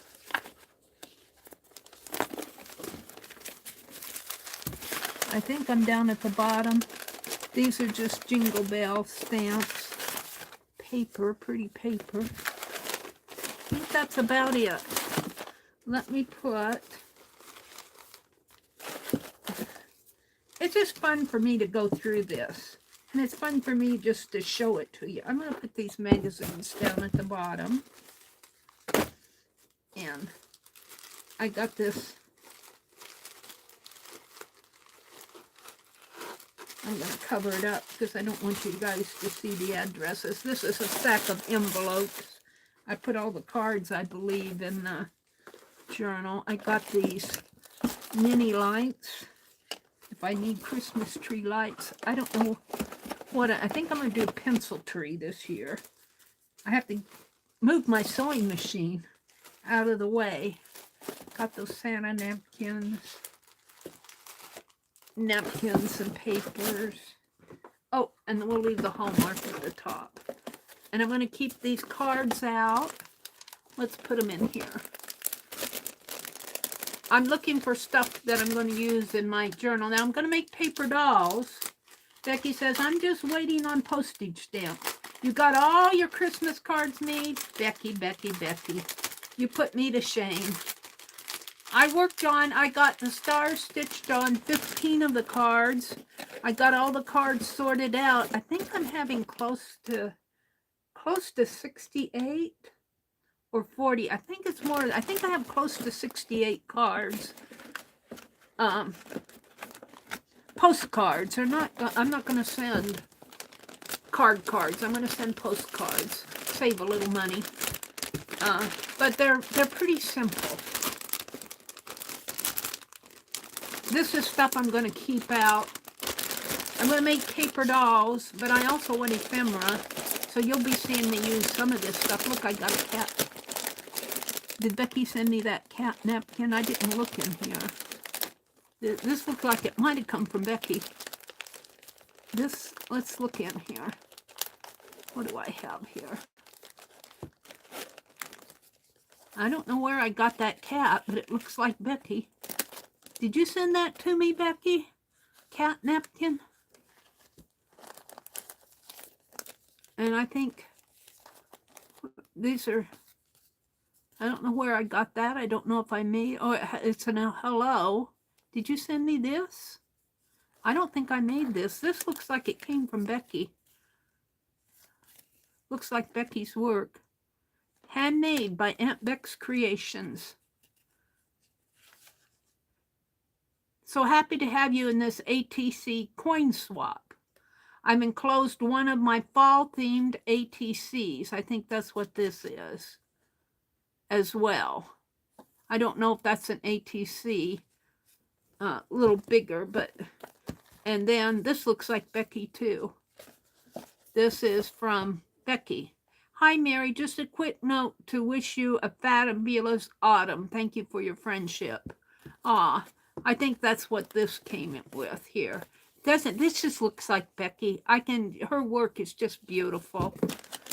I'm going to leave those in here because I want stuff I might try to put these. I think I was working on putting cards in my, because here's some more cards. This one's from Barb Fillion, I think. Barb Fillion. It just says, to Meri, happy crafting, Barb. I'm not sure which Barb that's from. This is Barb Fillion, 2018. So I've got some random happy mail in here that really needs to I think I ran out of space. I'll have to see what my Happy Mail. Kathy Whitney. These are from the ATC swaps. Eek! These were Halloween. Kathy Whitney. Looks like this is all Happy Mail in here. These were ATCs from one of three, September 4th of 2018 from Becky. Yeah, Becky does them up real nice. Here's the coin swap. This is all Happy Mail. Let's see what's in here. I will probably not, that's just a little piece of foil. I probably will not cut this up or anything for my journal. I'll probably leave these in here. My Christmas box. This is from Lucia. This card, they're not all Christmas. This card is Bloom Where You're Planted. This is from Kathy Whitney again. And this is just some paper. This was from Danny Coleman. I think this was part of the envelope because the address label's on the back. I'll leave these cards in here because if I try to do too much, I'll never get anything done. But it's fun to look. Let's see. This, I think, I cut this off of a cookie box that came from Meri too. Here's a beautiful baggie of goodies here. I'm not sure who sent it to me, but it's some little flat backs. Here's a thank you from, I don't know. It says Meri. It's thank you. And this is from, I think this is from Becky. She goes RAM, Rebecca, and we call her Becky. Meri, may your Christmas be filled with lots of joy and happiness. Beautiful tree. And here's a kitty with that painted. Who did this come from? Somebody did my technique. Who did this? Becky did. Hi, Meri. I hope one of these hats will fit Pierre. Oh, this is where she sent me the hats for Papa Pierre. Then she sent me she sends cards when she sends that stuff. Becky is such a generous soul. July 1st of 2018. But she did that technique, that texture technique of writing and then embossing it. Embossed writing there. I love that, Becky. And let's see what this is. This is from something from Tanya McGuire. Oh!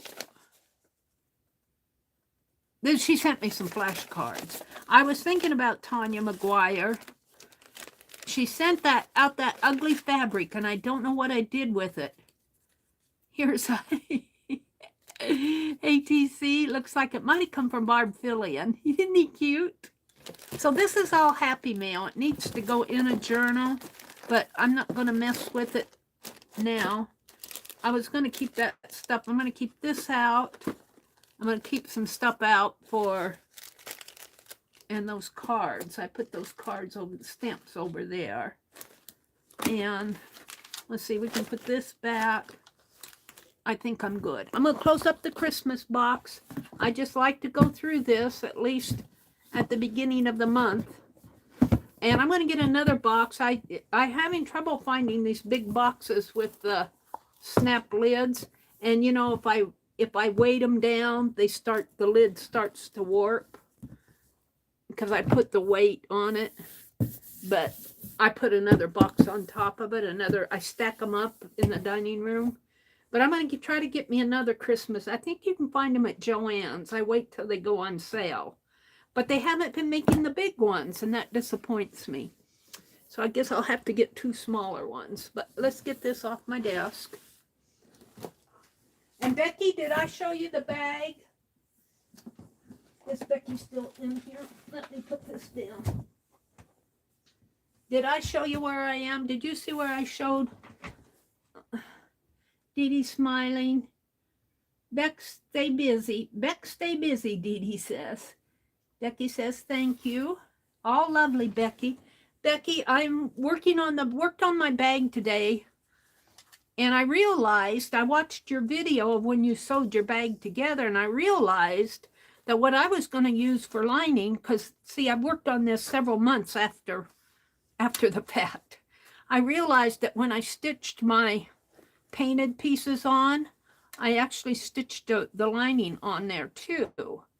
Well, when I was watching your video, you stitched your lining separately and tucked it inside. So I think this is nice enough, heavy enough for the front.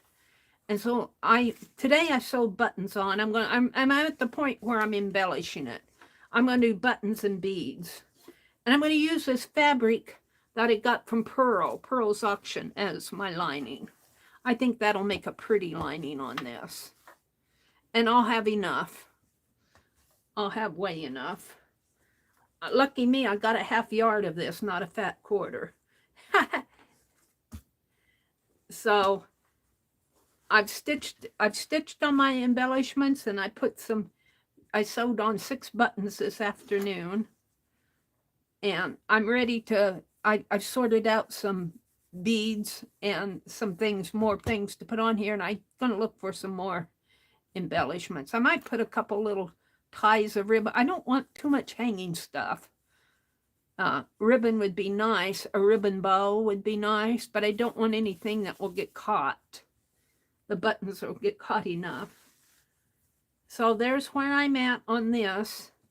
But I think I'm going to line it with this. So that's probably will be next in the embellishing. So I'm slow, but I'm working on it. And I was watching Becky this afternoon stitch up her bag, and she put a drawstring in hers. I'm going to attempt a zipper. Maybe what, a 10-inch, 9-inch? I showed this before, but I didn't know if Becky was in here. Becky says, looking good. Oh, you're crocheting tonight? Well, allowing for a ½ inch seam on each side, so let's just move it over a little. Well, I don't know if they sell 8-inch zippers. 9-inch would be cutting it pretty close. A 9-inch zipper. I'd like to have an 8.5-inch zipper. But I know from watching Becky that you can shorten your zippers. Like if I got a 10-inch zipper, and if I really wanted, I think a 9-inch zipper will be too long. If I wanted an 8.5-inch zipper, you can make a little stopper. Becky was showing us how to do that in one of her videos. I might review that with her. I think she just stitches across it to keep that piece, the zipper piece, from falling off.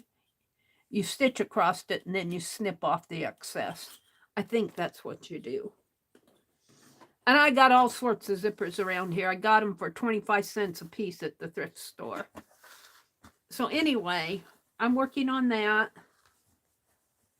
So we had a giveaway for the Piecework magazine. My extra one, and Shannon Pratt won it. So that's going to go out to her. What time is it? I'm only going to go until 10 tonight because I do have to get some rest. It's 8:04. Let's sketch. I want to do a squirrel. I'm going to do a squirrel eyes. Well, maybe a squirrel head. I'm going to do something different than people. Oh, I'm buffering. Is anybody else buffering? No? Let's tip my camera again now.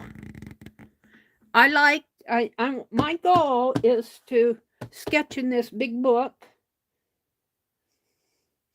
Let's see, I'm not live on my own video here. Let me hit the red dot. My goal is to do sketching in this big book.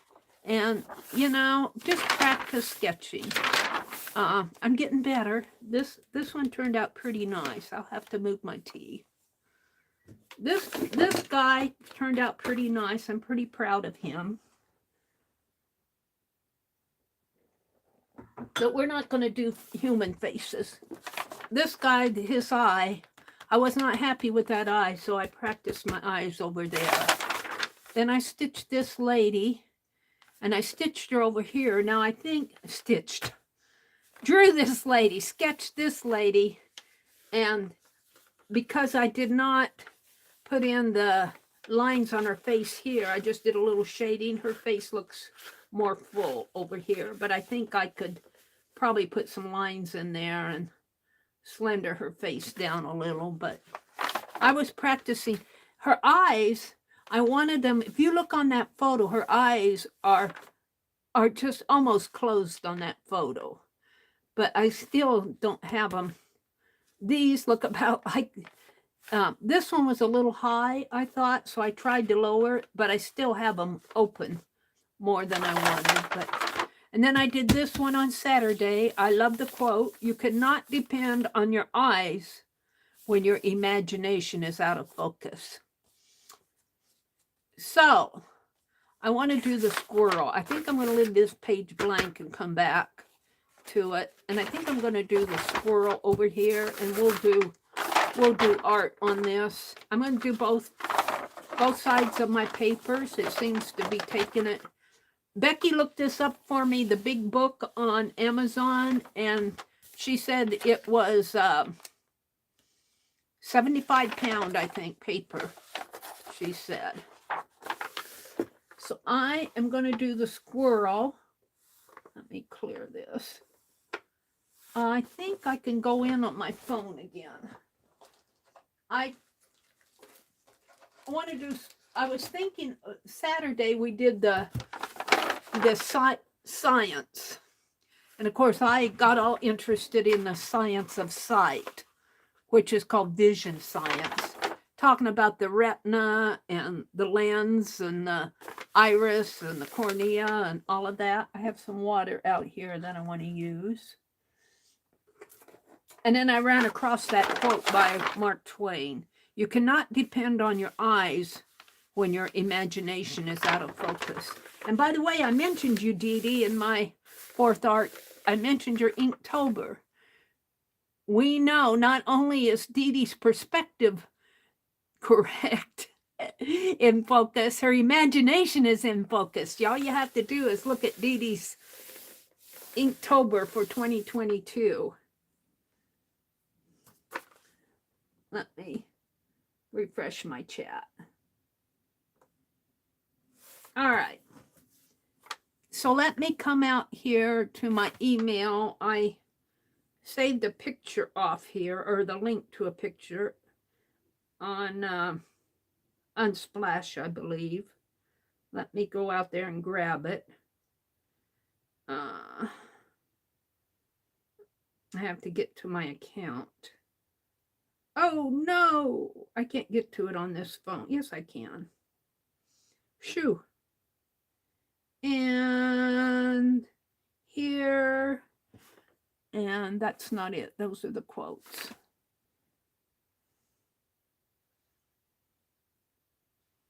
Those are the hops. Where'd I do it? Here, squirrel.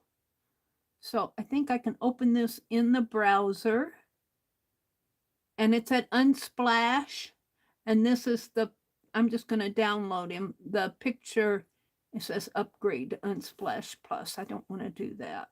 Got it. This picture is by, doesn't say. Unlock. Oh, I have to upgrade to unlock it. Can I download it? Well, here. Save image. Did I save it? Yeah, open with gallery. Gallery, just once. There it is. And it's not the entire face of the squirrel, but I'm interested in the eye and maybe the nose. We're going to do that much of the squirrel tonight. And it's not going to be a big complicated drawing. It's just fun. I'm having fun working in this huge 600-page sketchbook that little Renee at Little Red Dragon sent this to me. So the squirrel's eyes, and I think animal eyes are much rounder. This squirrel almost has an almond-shaped eye, but they're much rounder than human eyes, I think. I could be wrong. And of course, the way the light is hitting it, it almost looked like his eye is reflecting trees. I can't expand this anymore. Let's see, hit it there. I can't expand it anymore, but if you look in here, you see these lines going up, and it almost looks like there's a cloud back there. So I'll bet you there's trees in the background, and I'll bet it's a cloudy sky in there, and his eye, the light is hitting it, and it almost looks like his eye. Let me hold it up. Maybe you guys can see it better. See, look at that. Doesn't it look like there's trees in the background there? I think his eye is reflecting the environment. Looks like there's a tree line there and a cloudy sky. So that's the environment that this little squirrel is in. That's what I think. And I'm going to put that in here. So we want this, I'm going to sketch it quite large. Let's see, maybe I'll start down a little lower. And of course, this will be way larger than even probably a real squirrel's eyes. Let's see, it kind of comes like so and like so, but his eyeball fills the whole, and there's no white. There's no white to his eyes. And there's a name for that white in our eyes. I can't pronounce it. There's a scientific name for the white in our eyes. And the black part of our eye is the pupil. And the retina is at the back of the eyeball. And I thought that was interesting. I did not realize that the retina was at the back of a human eyeball. But you look in some of those drawings. And then the lens, I think the cornea on a human eye, say this is a human eye, the retina is at the back. The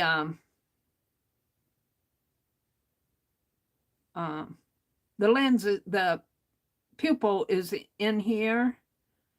And I can't remember what's at the front. But the lens falls in here, and the lens is what I think the cornea is up here, and then the pupil might be the iris too.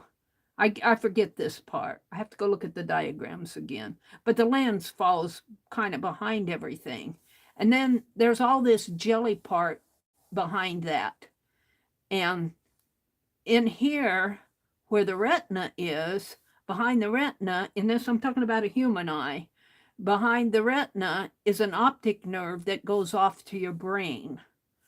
And as a part of this retina, inside this retina are little, they call them sensor receptors or autoreceptors. There's little receptors in there. And cones and rods, they call them. And all the light is hitting your eyeball, and it goes through the front part and through the lens, and it creates little sensory, I want to say little impulses. I don't know if they're electrical or what, but they're little impulses that are received here in did I say the retina?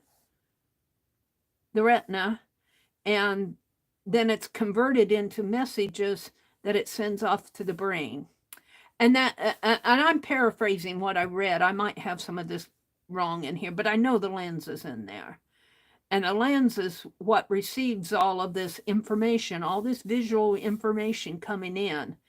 And how in the world your eyeball knows how to translate color, how to translate a shape, how to translate and send these little messages into the cones and the rods, and that sends them off to your brain, and your brain receives all that and knows you're looking at trees and skies and people and everything that you see. It's just remarkable. It's fascinating. That all happens inside of each one of us twice because we have two eyes. It's just remarkable. It just fascinates me.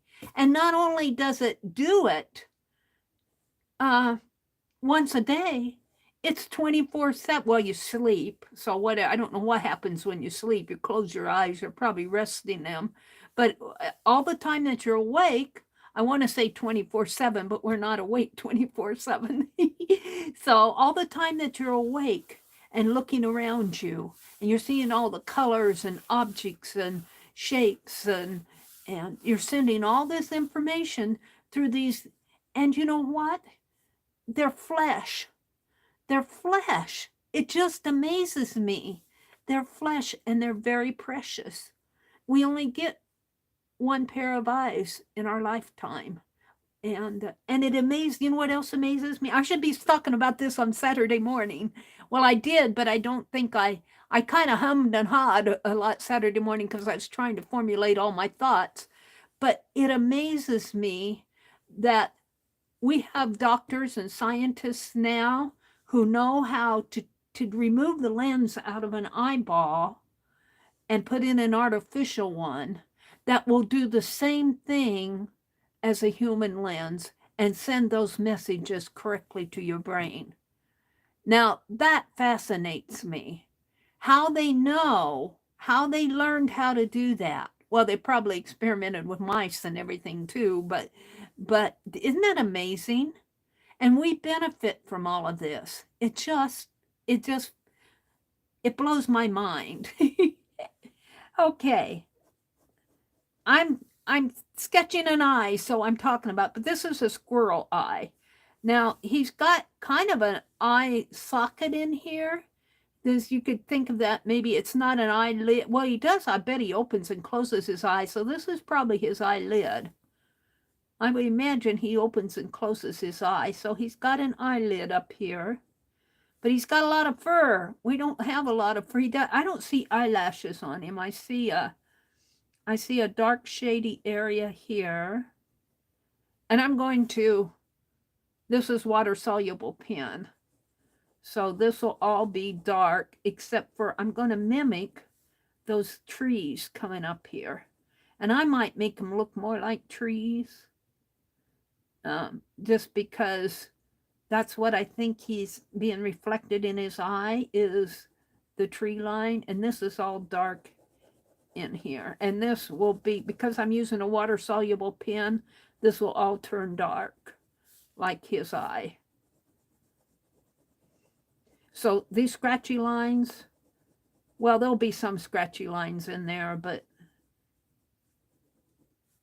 that's what I like about water soluble ink. And it warps your page a little, but who cares? Well, not me anyway. Now, the only thing, this is an S gel pen, and I think this is either a bold or a medium point. This feels like the medium, but it may be the bold. I don't know if it says on here. It says 10, so I think this is the bold. And I'll put some tonal values in there for the clouds. I just want to put some lines in there to represent little, I think his eyes are reflecting the trees that's around him.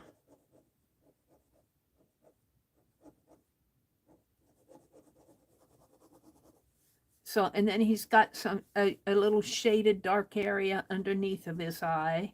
And that, again, will be a tonal value with my, and then he's got, this is all kind of his eyelid up in here, and this is where the fur really starts up in here.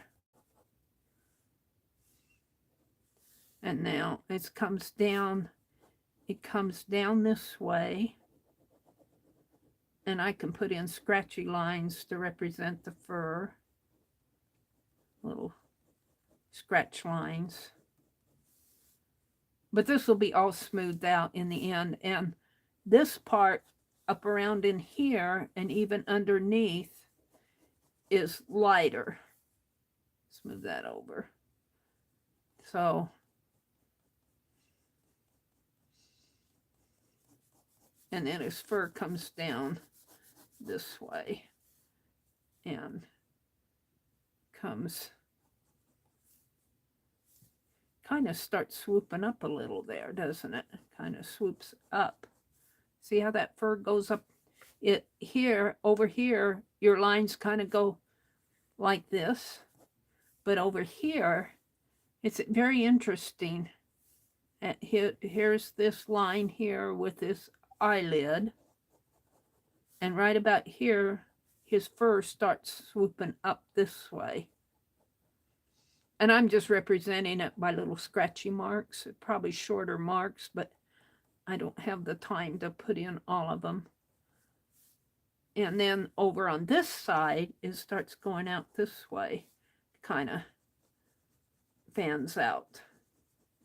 See how it goes, see it, and then it kind of fans out like this.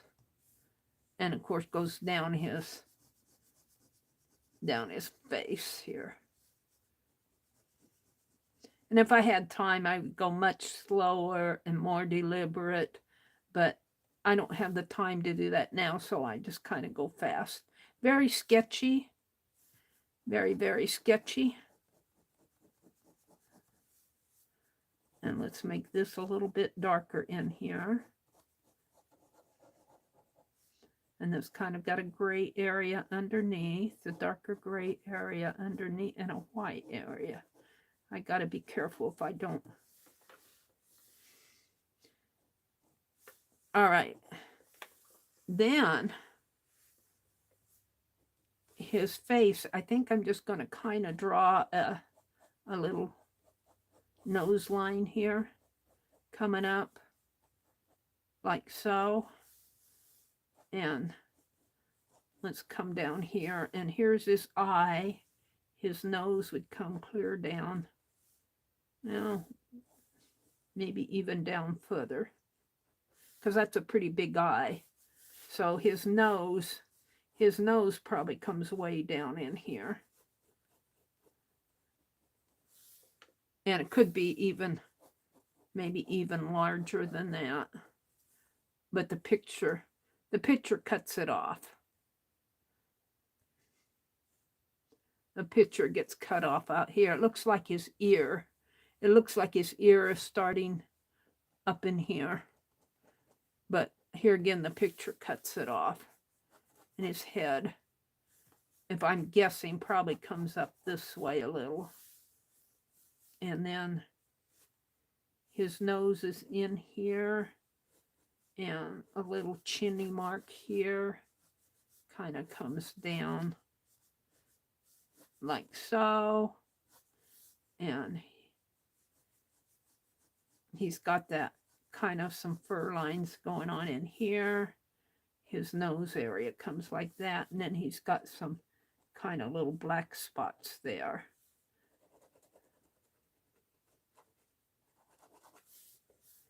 And let's see what's happening over here. This chin comes down like that and maybe over a little. And then I imagine he's got a body in here, but the picture cuts it off. So, but we do see this part of his head coming off over this way a little. But I'm not going to put all that in. So sort of like that. I think his nose might, I'm running out of, I could go bring it way over here, but I made him a short nose. I think his, well, it might be okay. Let's put in some dark lines in here. And here again, I'm doing this kind of fast. Becky! Oh, Becky. A little more help. You've already gifted me. Thank you so much, Becky. Oh, I appreciate you so much. Becky, you're what you gifted me before. I haven't got it yet, but when I do get it, it will go for my eye drops. And I think Little Red Wagon gifted me some, and I'll have to buy more eye drops. So I'll take what you give me here and what Renee gifted me, and they'll all go for eye drops. You know, I'll tell you that right now. So thank you so much. That is so sweet of you to do that. Hi, Chris. Hi, Allie K. Allie K says, squirrels are so cute. Thank you, Becky. I just feel so almost humbled when you guys do this. It's so sweet of you to do that. Angie's here. Chris popped in. Says, hi, everybody. I'm just visiting for a few moments. Allie K says, I'm still here, Angie. Angie says, I think I'm the only one chatting. Well, you know, here's the thing, Angie. It's okay if nobody's chatting because it's okay with me. Because people art while they're listening. Some people read. I know I crochet. Becky said she was crocheting. I'm working on a knitting scarf. So a lot of people are listening and don't. It does not bother me. I've got 29 people in here, and it doesn't bother me if there aren't 29 people chatting. That doesn't bother me at all. I chat. I'm chattering. That's all that's important is Meri chatter. All right, I'm going to use my little brush here, and we're going to darken all of this. See how I said this will all get dark? And I'm just going to bring it up. Now I'm going to put in some lighter tonal values in there, but I want this ink pen. This is a bold S-Gel, Sharpie S-Gel pen, and they say it will not blur, but obviously they did not test it with water because it sure has water. But don't tell them. Don't write to them and complain because they are so fun to sketch with. The other pens that are good for that, I don't know if I have one out here. I was using it the other day, are the Jot pens. There are a lot, you have to test your pens to see if they're water soluble or not. Here. This is one of those R2 pens. I get them at the dollar store. And these work really good on vellum coated paper. They'll work on this too. I think I did one of my other sketches in here with that. All right, so I just kind of want to get the shape of his eyeball in there. And this is kind of like a little gray area in there. Let me poke on this. I learned this from Dee Dee. Just punch it one, Meri. Now there's a little gray area underneath of his eyeball here, and then there's a white area.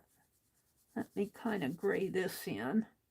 But there's a white area right in here, and that's this. But in here, it's tannish brown. I might try a little of my walnut ink on here. That might be fun to try on a squirrel.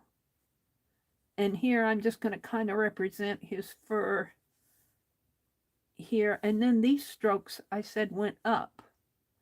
Over here, the strokes went up. And they kind of fan, they go up and then they fan out this way. And then they start working themselves down that way a little. Now, if I take this, see where it's real dark in there? If I water that, and I kind of have to test it, but then I can get some of that tonal value, and I don't want a deep dark tone in there. I just want a little gray tone going on in there, and then some of the white for the clouds. Because I do think if it's not, it'd be very surprising to me. I do think his eye is reflecting the trees on this side of him, what he's maybe seeing. That's good enough for that. And then I did not sketch. See, he's got dark area up in here. I did not sketch all of that. I just kind of put in a line representing his head here. And his nose. His nose is pretty dark over here. And there's actually fur coming down this way. And then there's this line here of fur that kind of comes up, forms his cheek area. And there's fur all going on out. Let me get that walnut ink. Is this it? Let me dip into this, see what I can bring out.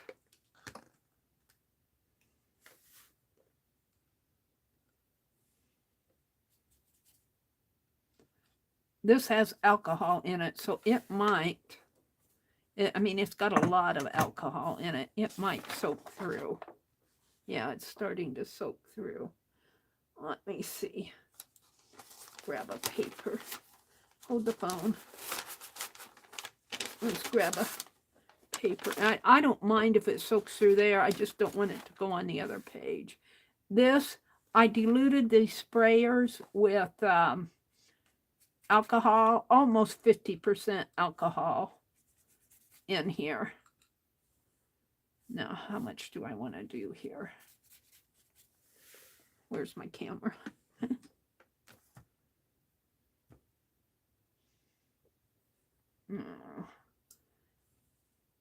And it sprayed real nice when I did that.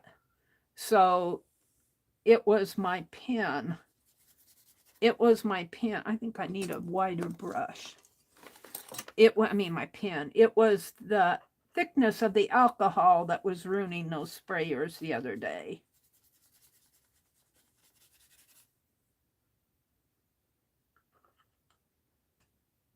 See if I can't represent this squirrel a little better.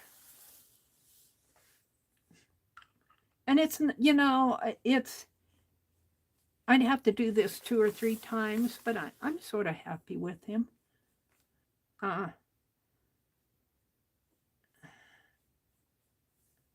And I don't want to do too much around the eye because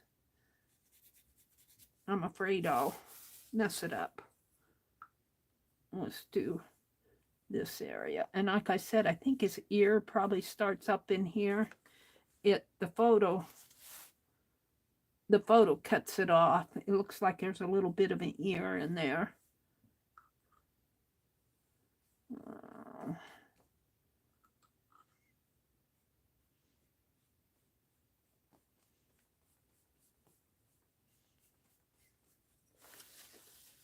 And I want to dilute it even more. I want it real light in here. I want some color, but not too much. That's probably about all I want. And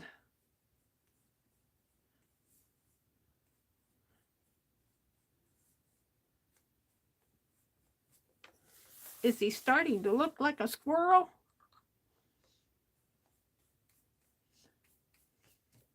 And I don't know how far because, like I said, the photo gets cut off over here. So I don't know how far this all goes. I'm just going to put some lines in here and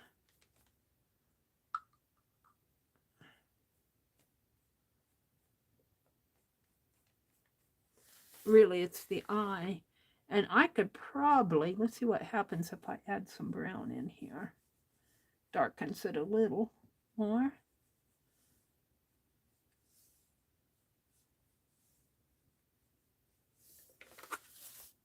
He's starting to look something like a squirrel. Get my phone out of the way again here. Let's do this cheeky area. It kind of comes down like that.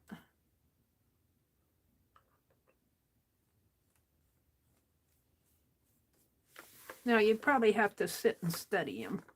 I need a better picture of a better squirrel. I might have cut it off.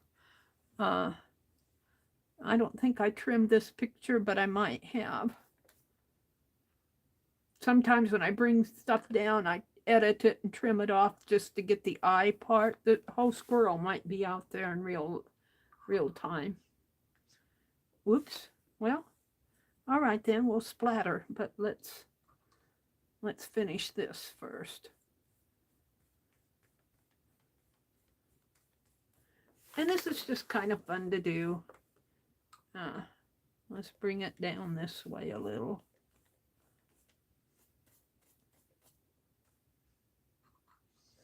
Bring some water in that.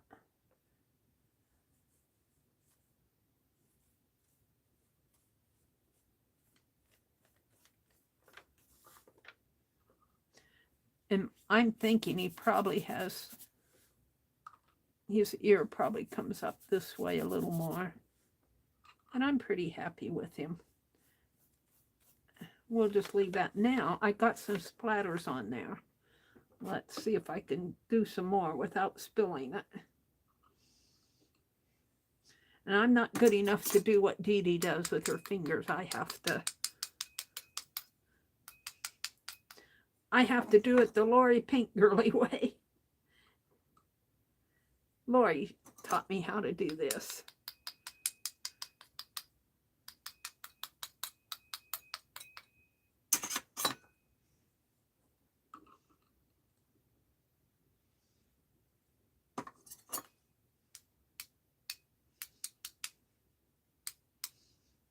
No, I'm not going to get any more off of there.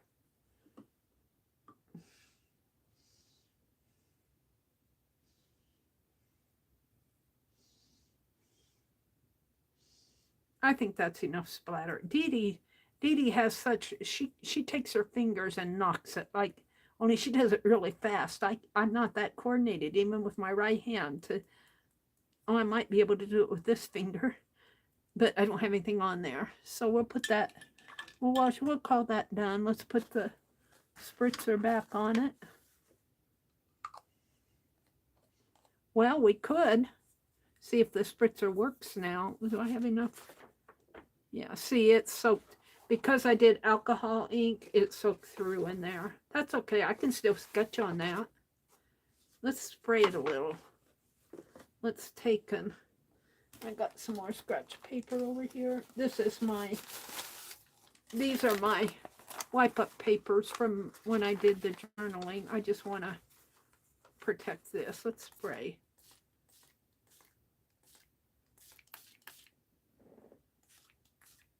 Isn't that cool?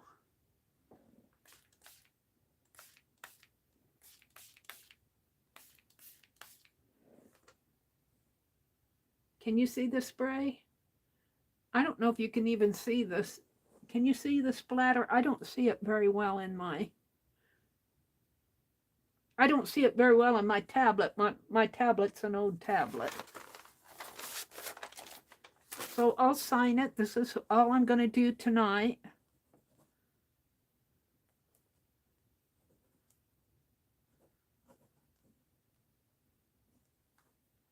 Head of squirrel.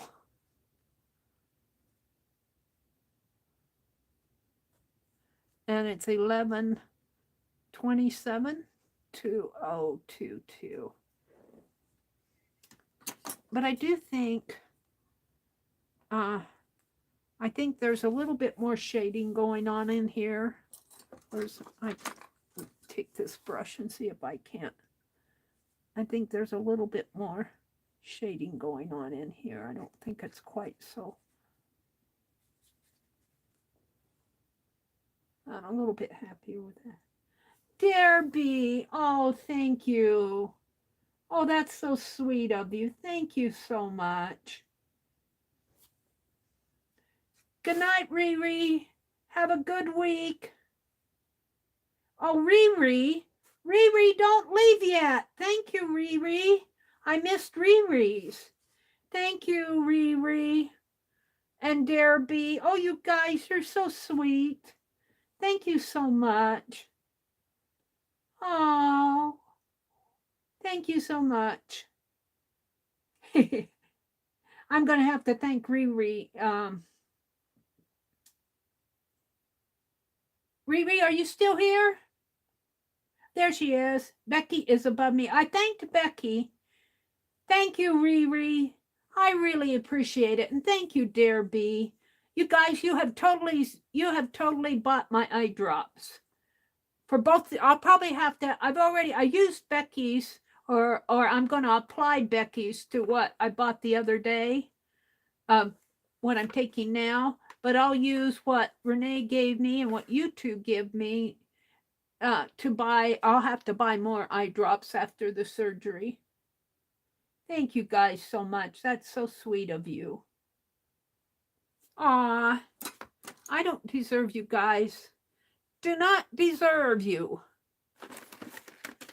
Let's take this. There's something bothering me here. I'm going to scribble. I'm going to create me a palette here. And when I create a palette, I just scribble dark. And then I take I want a wider brush. I guess I'll use that one I was using. And I wet it. And I want to get more shading going on in here.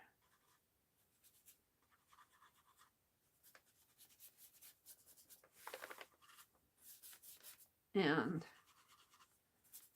this is absorbing. I really need a vellum coated paper. I was using, what's this? This held those wooden stars. Let's try that. It's got kind of a coating on it. I need something that won't absorb all the ink.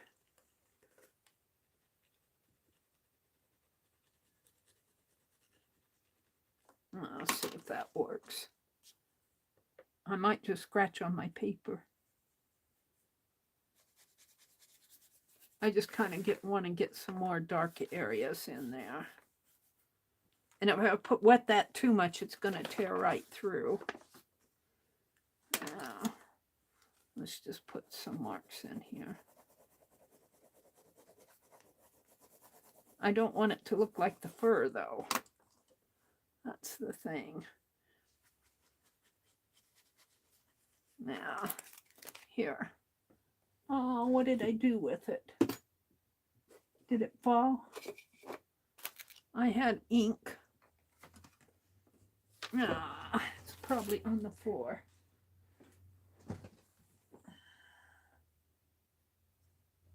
Set you guys down here so I don't knock you off on the floor. Let me see. Let me reach for this ink bottle.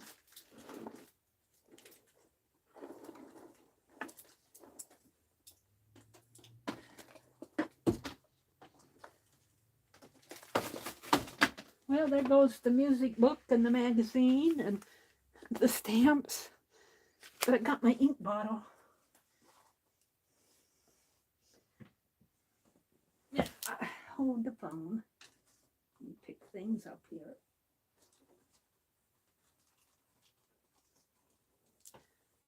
Yeah. What time is it? Let me look at my clock. I don't want to go too late. It is, oh, it's not 9 o'clock. It's not even 10 yet. I'm only going until 10. Let me come back into chat. Oh, I don't know how deserving I am. I wanted to darken that area. I don't know how deserving I am. I don't feel that deserving. All right. And I put water in that Dixie cup. Let's reach over here and get another Dixie cup. I threw out my Dixie cups and this is FW ink. I had some Higgins ink. I have it around here someplace, but let's use this. Let's put a squeeze in there. This is FW acrylic ink. I want some gray tones here.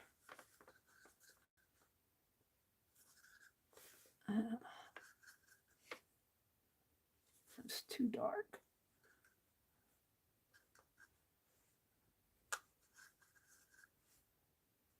I have now toned my water down.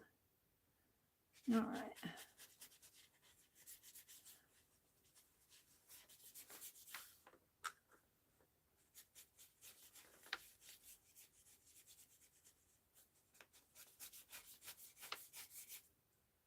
I'm not sure what.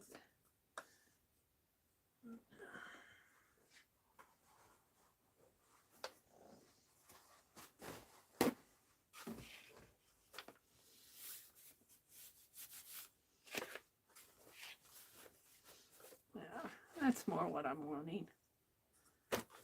Small wash in here. Do the same thing up around in here. I want it to kind of have a background.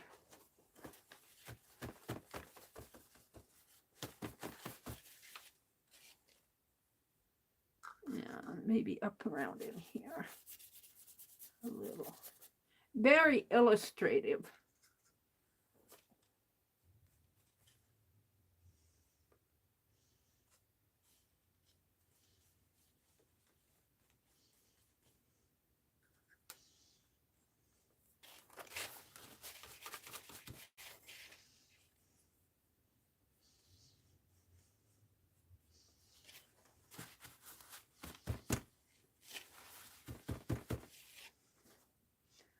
And then I'm going to come back with that.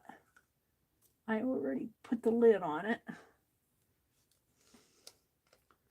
Let's come back with this and do more of this brown up in here. And I have no idea because the picture cuts it off. I just want to get some color in there. Of course, I need a wider brush.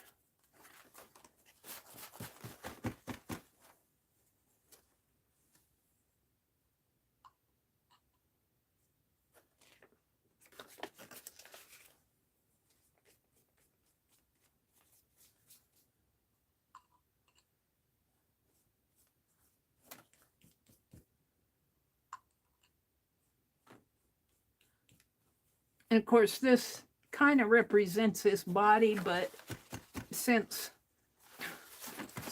I don't, I'm not going to take the time to draw all those little fur hairs in there.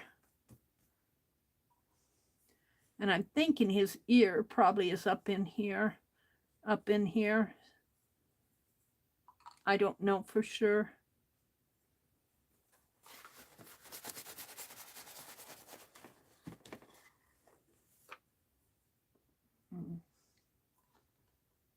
Let me look at his picture again. Let me look at him again. See, when I look at him, I see a dark area coming up this way in here. So if I can kind of represent that in here.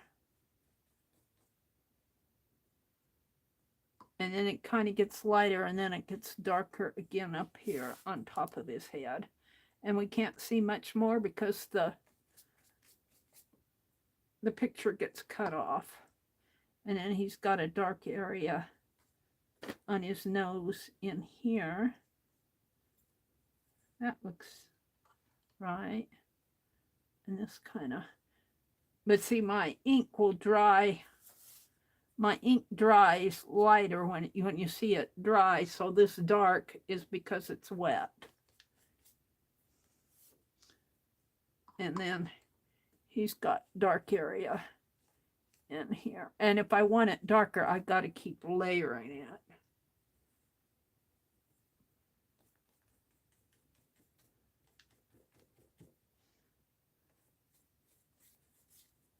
And then this is dark, but it's a lighter dark than, it's got kind of some dark in there where his ear starts right there. And then there's some dark right in here. So probably if I got out the ink before I diluted it, it would be dark enough, but.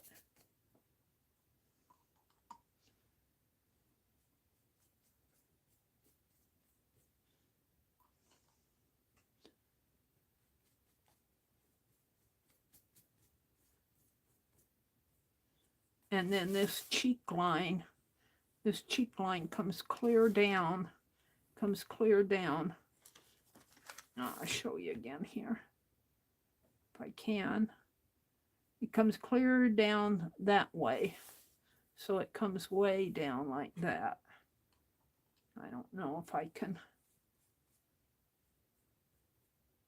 represent that too much.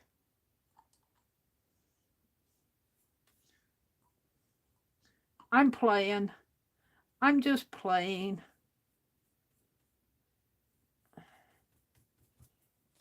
I should probably stop.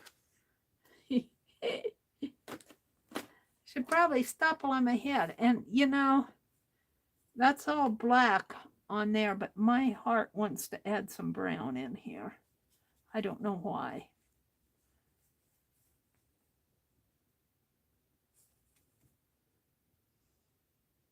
It's really kind of a grayish color in there. I should probably stop with that. I should probably stop altogether.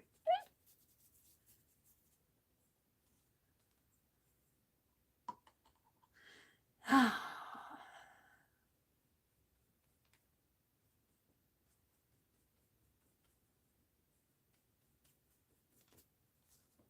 right. This is really, I think that's because it's wet. I think that will dry a little lighter in there. That's still pretty wet. I can feel it.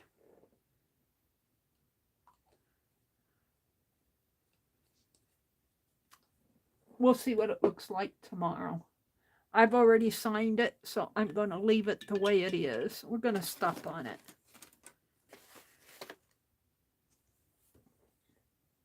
Thank you, Kathy.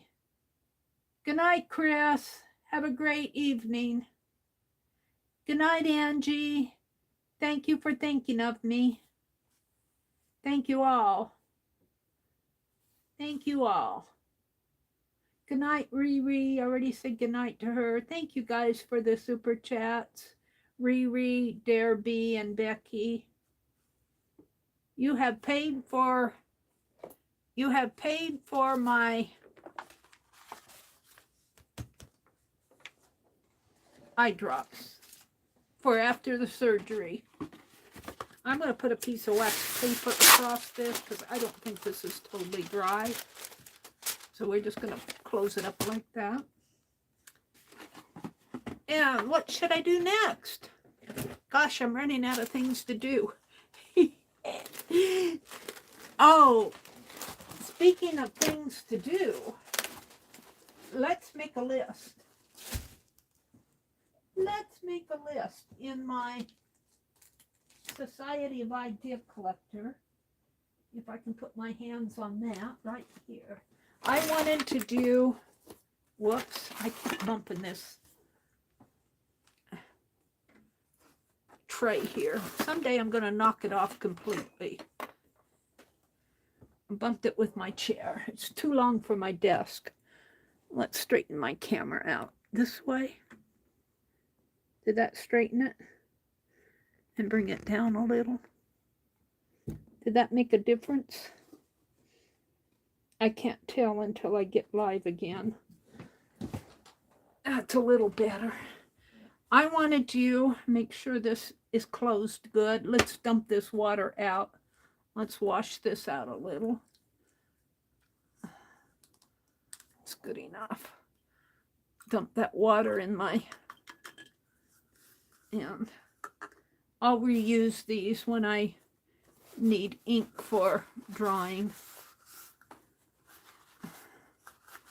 These little Dixie cups, I got them for $1 at the Dollar Tree. They come in nice if I need just a spot of water. All right, this is my Society of Idea Collector. Ray D sent me this image. Perfect for my Society of Idea Collector. And of course, it's a Dee Dee inspired. Everything in Society of Idea Collector. Off on, off on. Let me get a hold of it. Off on, off on, off on. That's Dee Dee inspired. She found a light bulb that blinked off and on like that, was showing them to her. And I thought, I don't know where I can get one of those. So I made one out of the little, I just love it. Dee Dee inspired that. So this is my Society of Idea Collector. I don't have a whole lot in here yet. I started it, when was my first entry? It was August 3rd. And I just have a couple pages. I've been sketching for stamps. I was going to do card November. I think I got 2 stamps carved. There you go. I got a list of what I would do for game pieces. These are game pieces that I've still got 5 to do in my Inktober. But I've done a good number of them. That's going to go on my project list. This is a list. This is a list. These are sketches for, and these are blank spaces for sketches. Here, oh, I've got 2. I thought I had 3. I got the pawn. Well, I did carve 3 because I wasn't happy with my pawn, so I carved another one. I got a pawn, checkers, and a smaller pawn. Here, I used the drop paper from my boutique to make distressed washi tape. And I used Walnut ink for that. And this is where I discovered it. So I've got all sorts of this kind of paper left from batiking. And I think I want to put these in here. These are batik samples. When I was playing with different things on batik, and these are leftovers from, I made a batik book and I used these like this for the page borders, and these are the cutoffs. So these are batik pieces. I can get them all in here. Let's put these in here. I did this in October, I believe, was batik. Right? Yeah, because bugs were in November. So I'm just going to tape them in.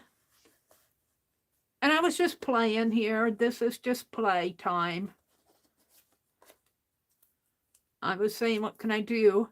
I still want to do more batik, but it probably won't happen in December because I'm going to be plenty busy in December. Making paper dolls for my journal. And we're just going to attach them in like this. This, of course, was Rosemary inspired. Rosemary Morse, the Rusty Peacock.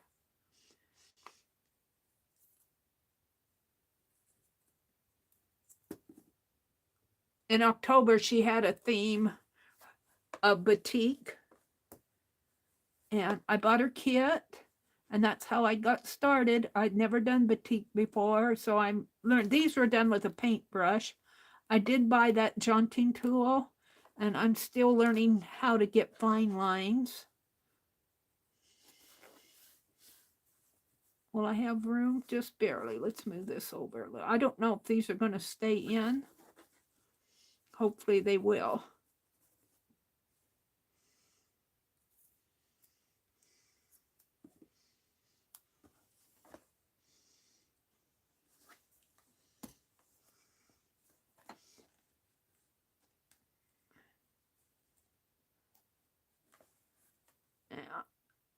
Hard to get that release paper up.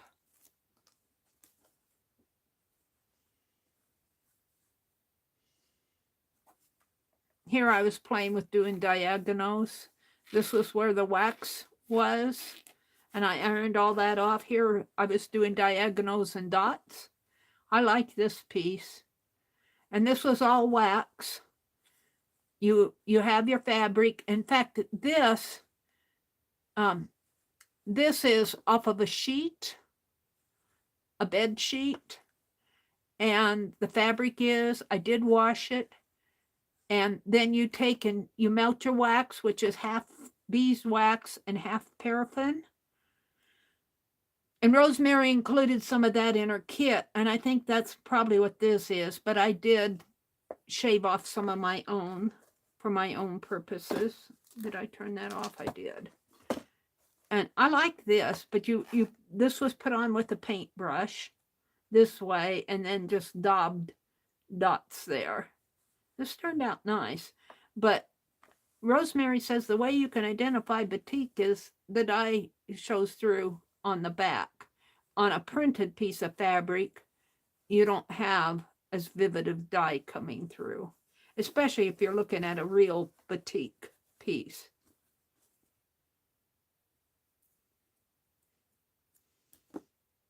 I have no idea what, thank you, Allie K.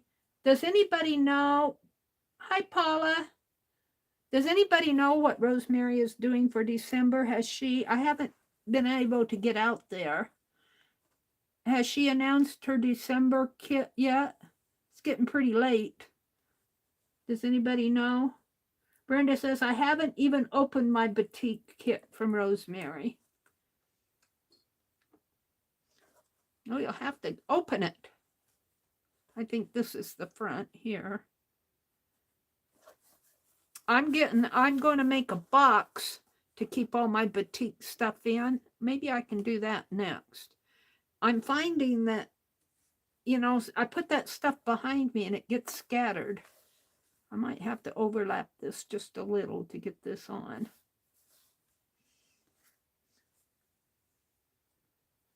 Kate says, Brenda, it'll be new play. Allie K says, I think Rosemary is doing natural dye again for December. She's really into those natural dyes, isn't she? I'd love to follow along with her, but I'm doing December daily. I need to finish my bug stuff. I'm knitting and crocheting. I'm doing the Tunisian stitch along with Becky. And I'm doing that knit scarf. I'm probably a third of the way done at least on that, maybe a little over a third. And I'm thinking that's what I wanted to go early for tomorrow. I told my brother I wanted to go early tomorrow because I wouldn't feel like shopping afterwards. I want to go to that little quilt store and get me another skein of that yarn that I'm doing my scarf out of, because I want to do a hat, I think, to match. And he's got a hat pattern out there. The Knitting Crowd, which is still Mikey from the Crochet Crowd. He's doing knitting. And he's doing some beginner patterns, and I am very much a beginner knitter. I had to pull out about 10 rows of knit this afternoon because I had some gaps in there and I didn't like them, so I pulled them all out, and I'm really glad I did. Knitting goes pretty fast once you, but what my problem is my attention gets, I lose count, I lose track of what row I'm on, because yarn is so versatile. Yes, it is.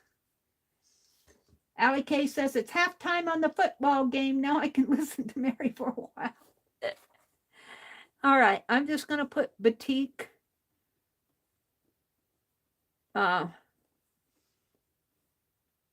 going to put beginning samples, beginner samples, BEGI, because I want them to know that, this is not my, when I look back at this later, I want to say, oh yeah, this is when I was beginning. I cleaned off my cart over on the other side. I put a lot of my kits and stuff in a box behind me. or I'd show you what I've done with batik, but I'm just going to put beginner samples. I put these as borders in, and let's see, I'm going to put October kit from Rosemary. I know who Rosemary is. And I'll just sign it in here. That's good enough. So I got that in my Society of Idea Collector. Now, one other thing I learned from Dee Dee, she showed us, I had made an index in my other, what did I do with it? I moved stuff around. I'm not going to hunt for it. If I can't put my hands on it, I'm not going to move. In my Society of Idea Collector that I was using last year, I had an index, and I started my index at the back page. And then I numbered 1, 2, 3, 4, 5 down to like 25 or 30 there. Well, this time I numbered all my pages in here. These don't come numbered. And I think I have 164. So I started at 164 is over here, someplace. 133. Oh, I only went to 133. Why did I only go to 133? Wait a minute, that doesn't make sense. There has to be another page. There's not.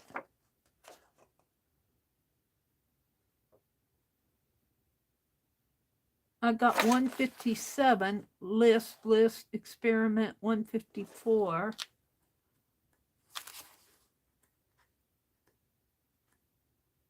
Well, those are right. Oh, you know what? Here's how I numbered. This is an example of me getting detracted. 154, 153, 152, 151, 150. I started counting down. I started 163 here. This should be 164. Let's see. How did I do this? 132, 133. Oh, okay, this makes sense. This is how I did it. I don't know how I numbered it, but this is how I did it. I started here, over here with page 1, down at the bottom, and then I counted up. Then I went down here and the bottom up again. Boy, that's confusing. Why did I do that? I confused me. 50, and then 51 starts down here. 77, from 76, 77. So I go, root, root, root, root. That's how come, and this is my last page, 163, which is this page here.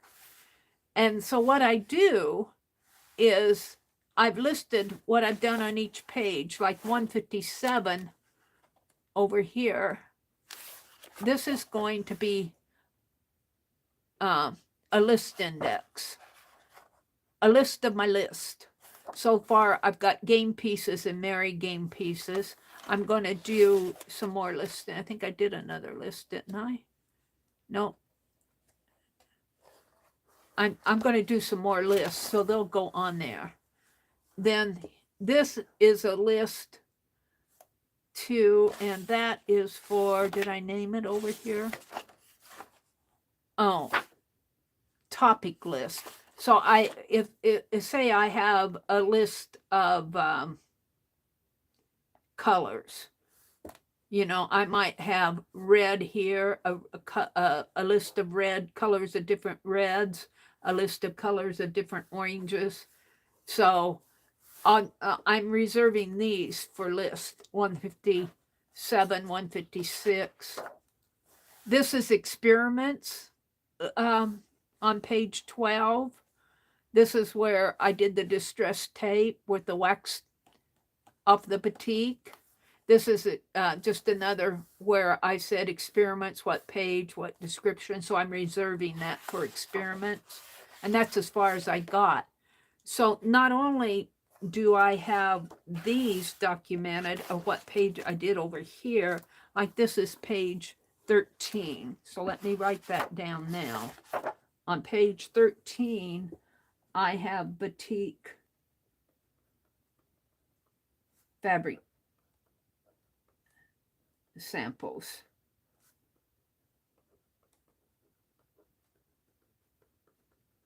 And I'm just going to put beginner just to know that these are my beginner ones. And then I'm going to put October 2022. So I might have another list of what I did for batik. And then I'll just keep working back this way with lists and stuff like that. I might have a page of mind mapping, a list of mind maps. So, you know, wherever I do it here, I'm going to record it in here. I kind of learned this part. I got too much stuff on my desk. It's all falling. I kind of learned this part from Dee Dee. I'd already done this part. I think she started that in her journal. But what I want to do here tonight is I want to do a project list, a current project list. Current project list. And I do this all the time. And I'll check them off, and then I'll start another one. And I'm going to write, well, it's November. I'm going to write December, because I'll still be working on them in December. December 2022. So I'm just going to, I got probably 800 projects going. Let's see. I've got the December daily.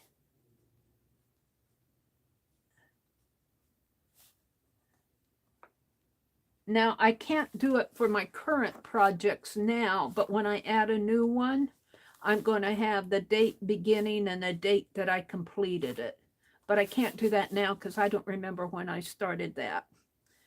I have my big book sketching. Big book sketching, that's 600 pages. That won't be completed for a while, but this is just a current project. I've got Christmas postcards that I'm working on. Christmas postcards. I want to get those done so I can send them out at least between the 10th and 15th. I'd like to get them sent out by the 10th. We've got the Faux Polaroid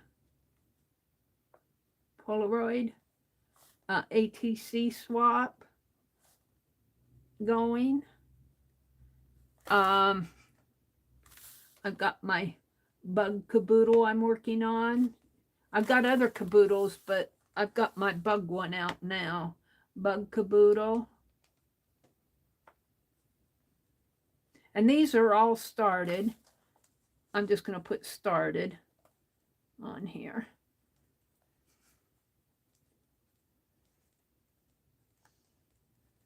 In progress. They're all in progress. And you'll see why I'm doing this in a minute. Started. My bug caboodle is started. What else am I working on? My Tunisian crochet blocks that I'm doing, Tunisian crochet along with Becky.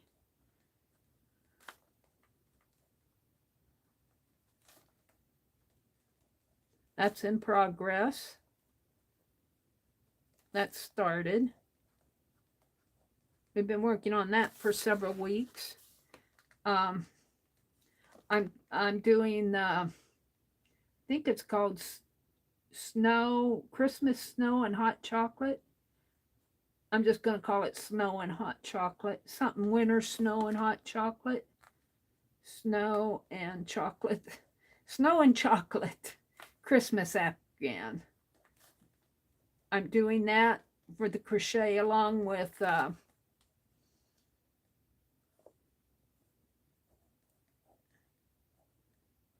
with Crochet Crowd. That started. This stuff is all in progress. I'm knitting a scarf. That's what I've been working a lot on lately. I want to get that done. Knitting a scarf. That started. You can see why and I've turned down, in my head, I've turned down a lot of projects.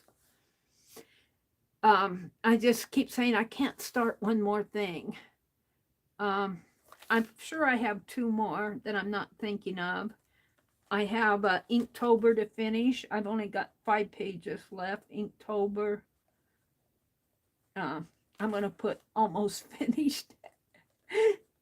Almost finished. I'm going to put 5 pages. 5 pages to do. That just encourages me. What else? Oh, stamp carving. I don't know how much of this I'll get done.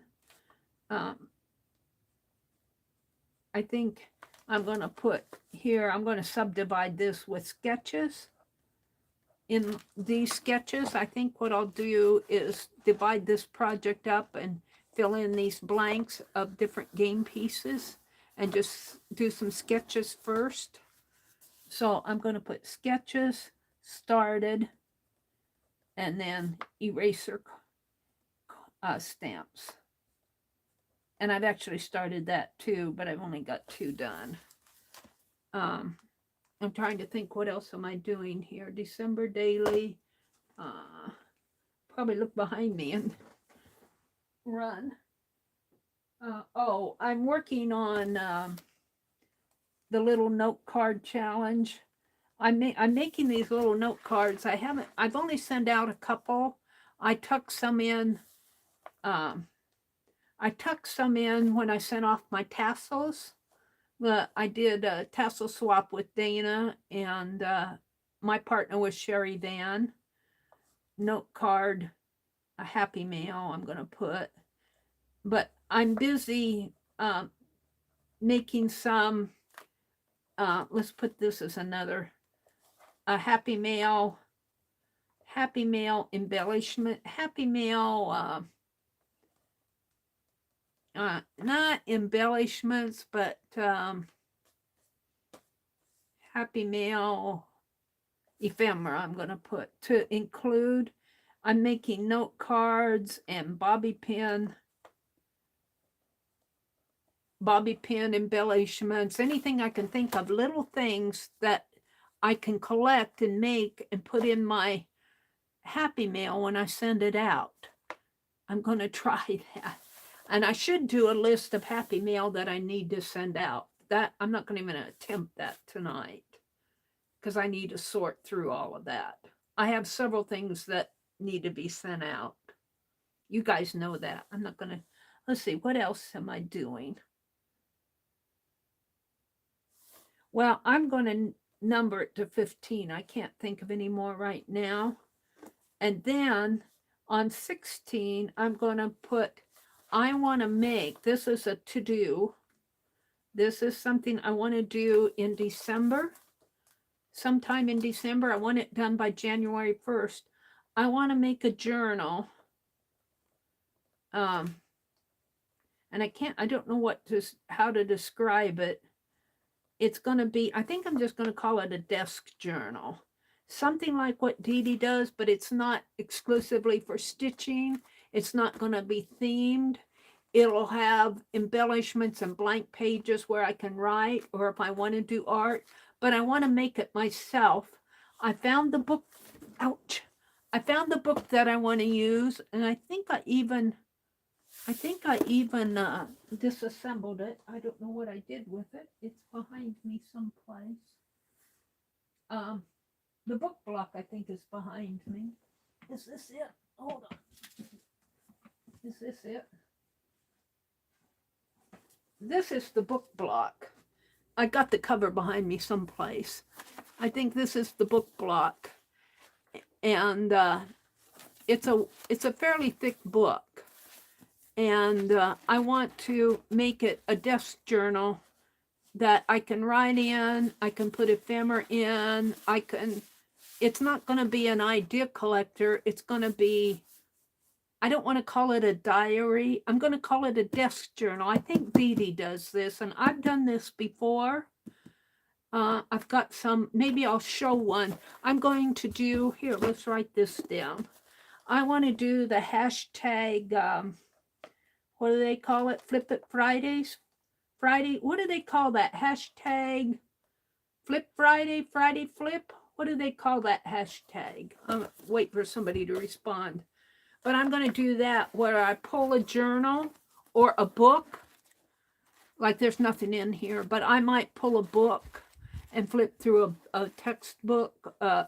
You know, I kind of did this with my mother. I saved off some boxes of some books that I want to keep down here that belong to my mother. I took a lot of them upstairs. But what do they call that? Does anybody know? Friday Flip, but there's a hashtag for it. Is it hashtag Friday Flip? Hi, Angie. Bye, Angie. She says, okay, I'm off. Good night. Sleep well, Angie.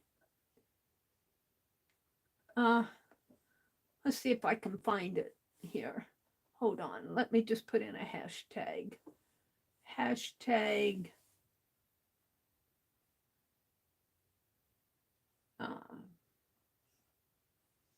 F.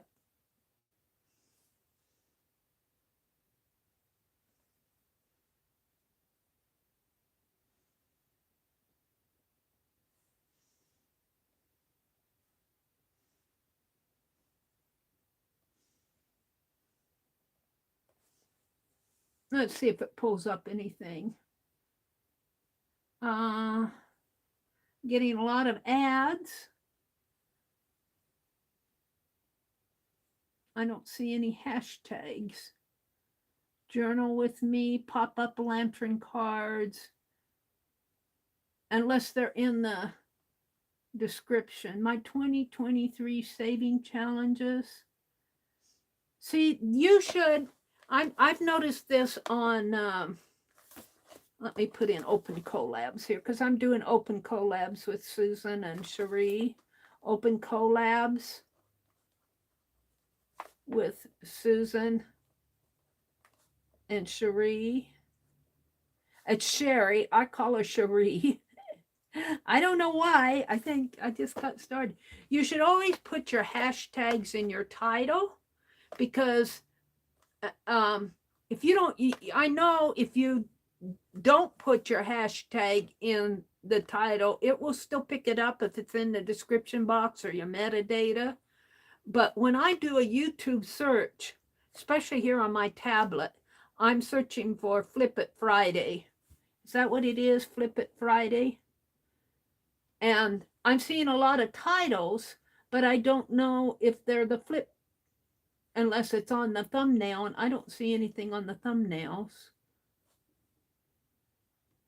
So that's why when I have the hop, I always say put your hashtag as the first word in your title.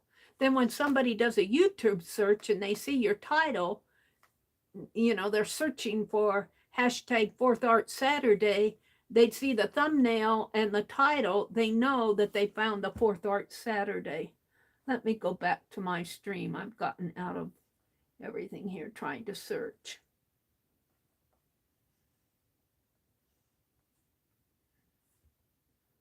Let me come back in. Live chat. Meri, I'll be thinking of you. Thank you, Angie. I think it's called, Flip Through Friday. Thank you, Karen. And hi, Karen. Welcome, Karen K. Thank you. Flip Through Friday. Thank you, Karen. Flip through. I'm going to start that.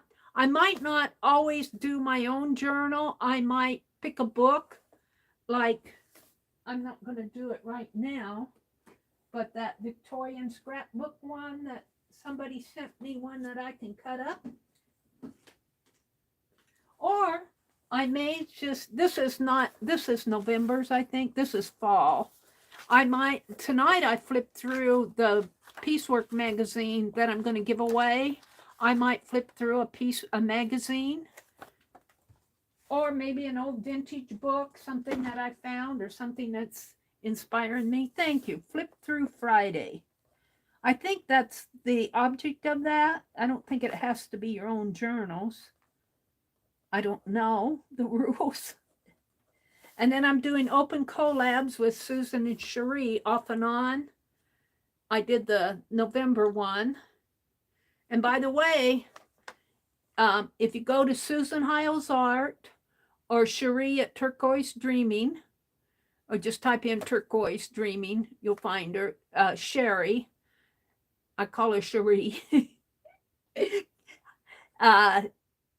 They are doing an open collab in November. It's the last week is over with, but if you go out there and leave some comments on their videos, you got to get it done. I think Friday she's going to close it. You can listen to her, Susan Hiles Art, listen to her last video on her open collab. It was cornucopia of recipes, hashtag cornucopia of recipes. But she doesn't put the hashtag in the title either, and that kind of bothers me. But it's her game. It's her project. But I always put my hashtag in the titles. Anyway, both she and Sherry, both of them are giving away a $25 digital gift certificate. I don't know if they decided where it's going to be. Susan said it probably will not be Amazon. I don't know why, but you know, it might be Dick Blick or Michael's or Hobby. I don't know. They'll decide that. I think she's going to close it Friday, but I'm not sure. You'll have to listen to her last. Susan Hiles will give you the ending date. But get out there, listen to their videos, like, comment, share, subscribe, and put the hashtag cornucopia of recipes, because that's what she searches for on your comment. And she'll go in and look at the comments on her video. If you do a video, put the hashtag on it. If you comment under hers, she'll probably catch it because it's her video. But anyway, I'm just encouraging you to go out and enter her giveaway.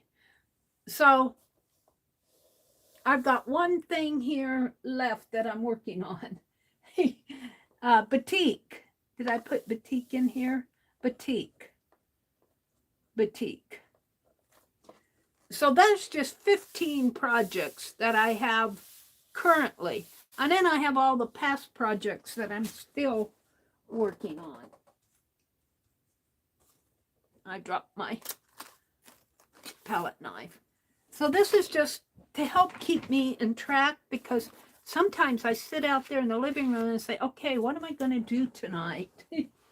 Yeah, I know I have all these projects going, but it helps to have a list. And it even helps to know where I'm at. Oh, you know what?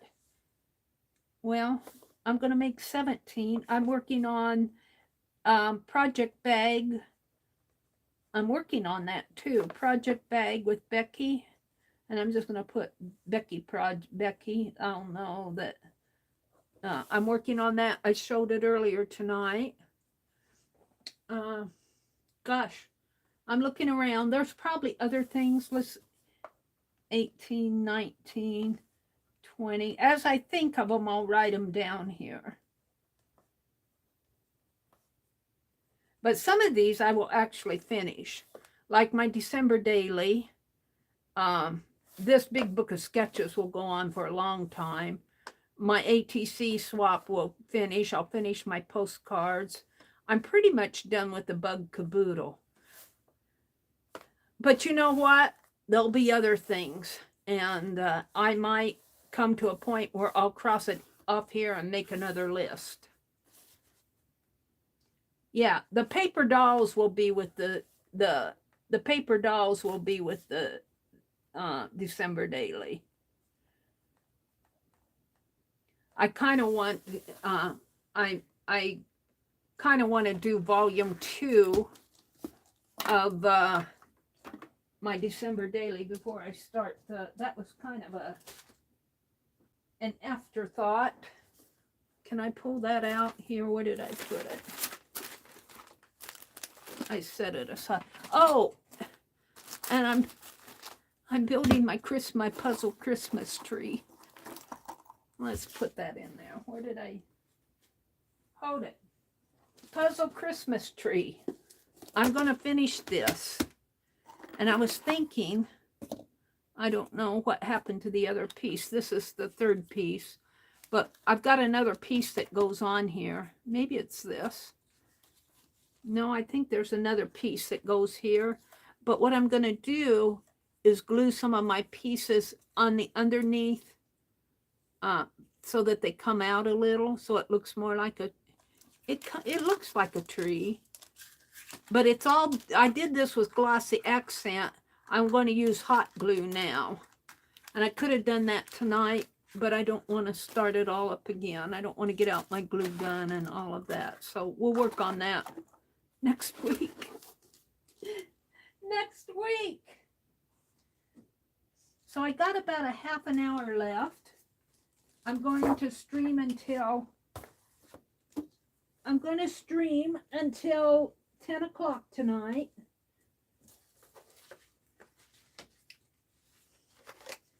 I got some scrap papers here. Let me put this aside. I'm looking. Did I put that behind me someplace? No.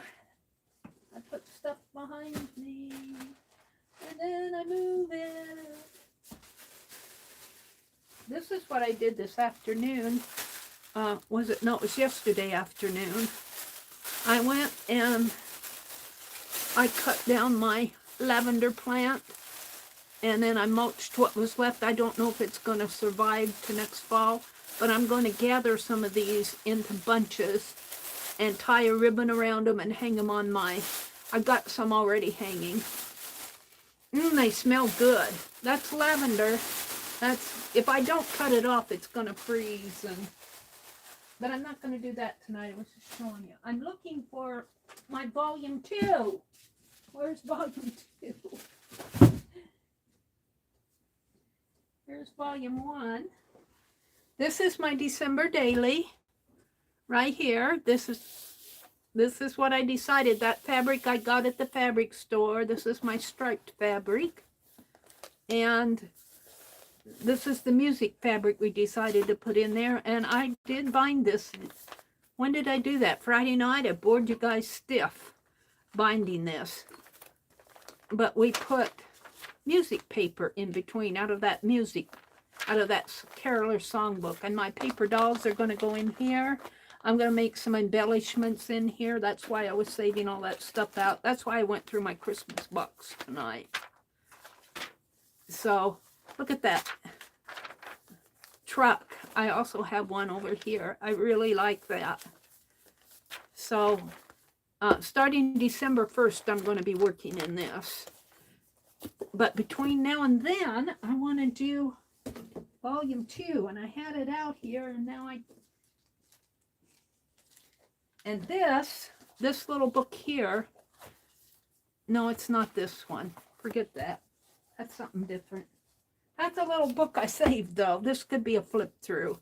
This is a children's book that I got. My mom had this book. I'm not sure what I'm going to do with it. It's Nursery Tales. Well, what did I do with volume 2? I had it out. I thought, oh, here it is. I put it up here. I want to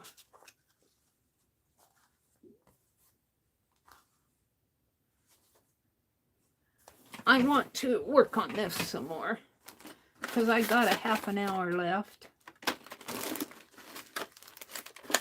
Now I said, here's my palette knife, and I put it up here. Where did it go? Here. I'm in the process of taking this picture off, but it's kind of slow because I don't want to tear it, and some places are easier to some places are glued a lot better than other. But my palette knife works pretty good in getting under this.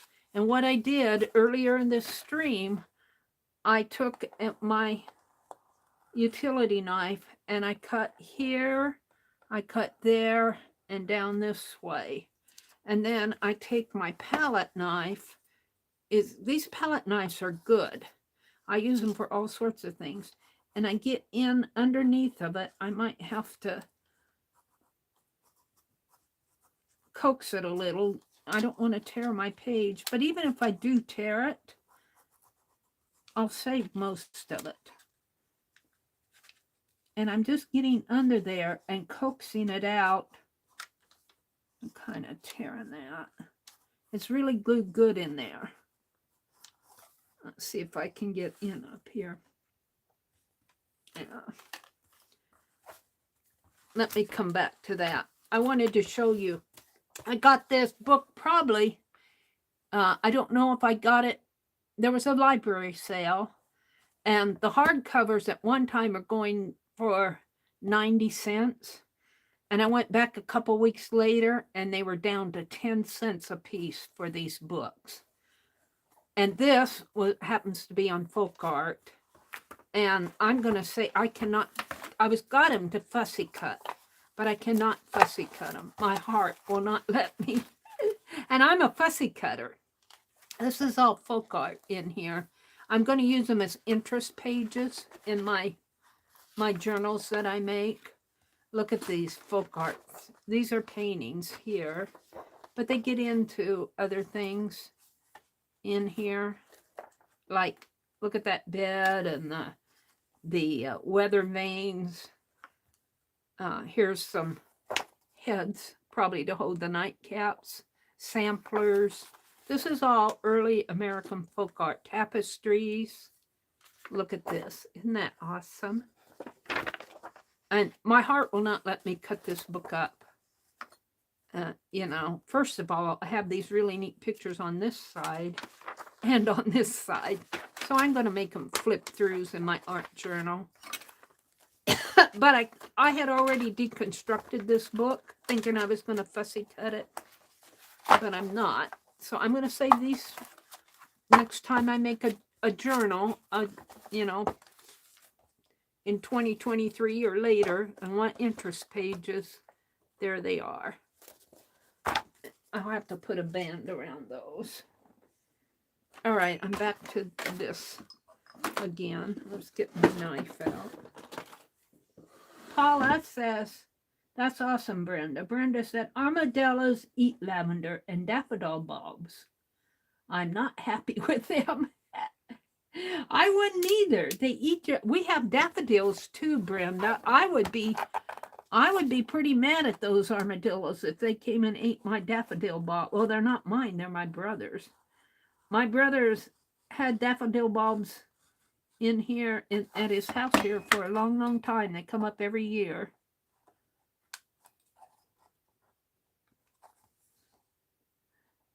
Let's see if I can get in there. I have to get in under it. Once I get in under and get a good start on it, but I have to get a good start. It's not.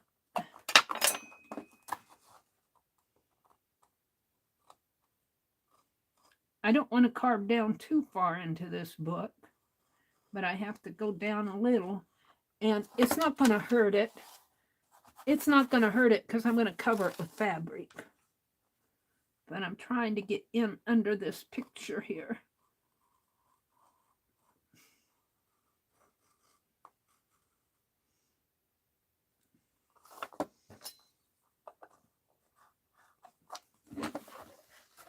I did this with a Reader's Digest book, and it really worked well. I'm not sure if I can do this with this book. Depends. There we go. See how I don't know if you guys can see, but my knife has gone right in there. And I'm just peeling off the picture. And it's going down, going down, going down.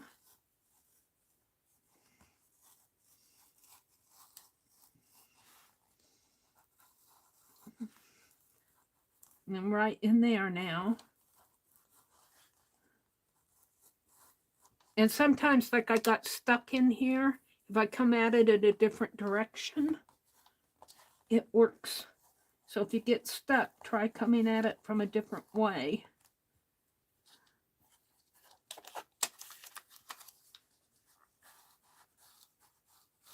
There.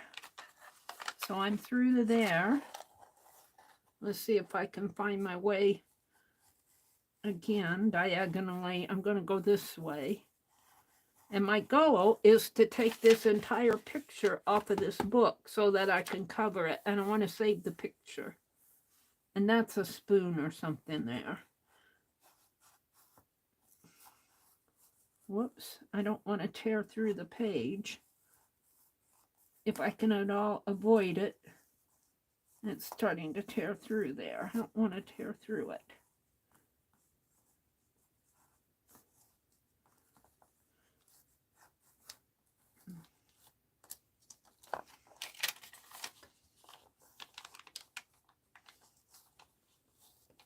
My knife is right there.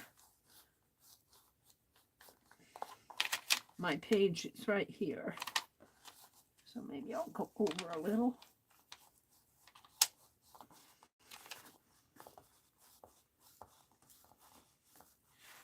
And, you know, if it would be easy just to rip this up, but I want to save it. It's too nice of a cover to just simply rip up.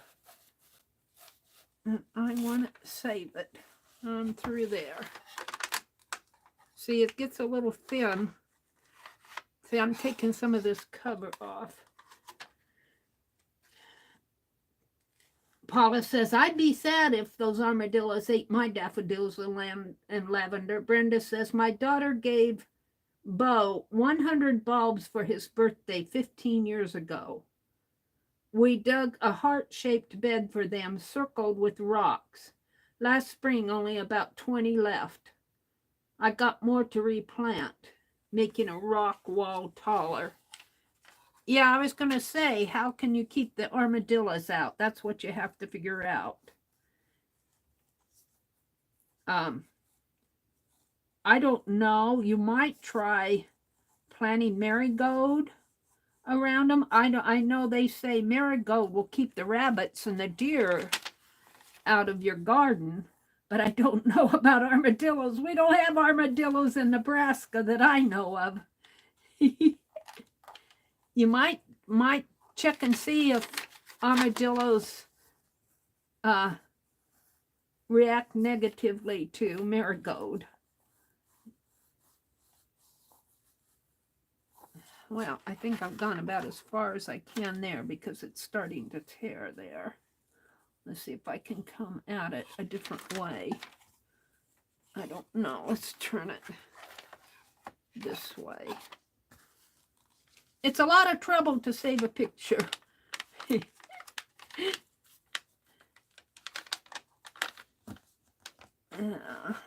Let's see if I can get a hold of it in this corner. I need to make this line deeper.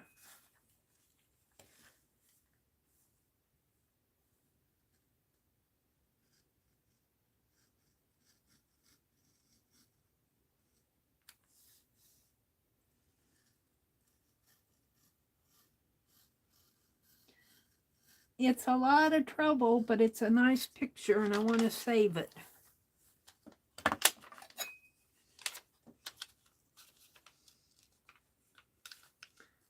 I don't know if I can get it started here without tearing it.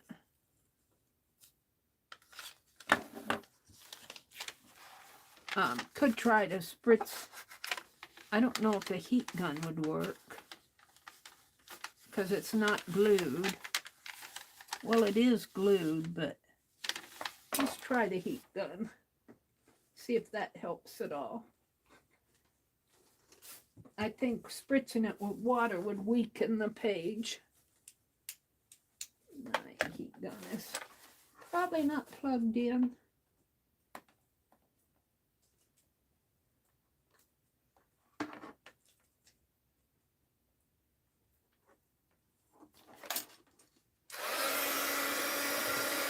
Let's see if the heat gun will work on any of this.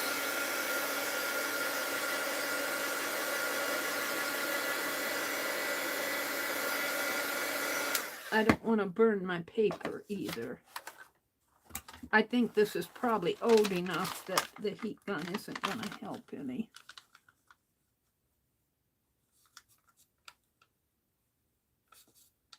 Well, it might. Let's try that again.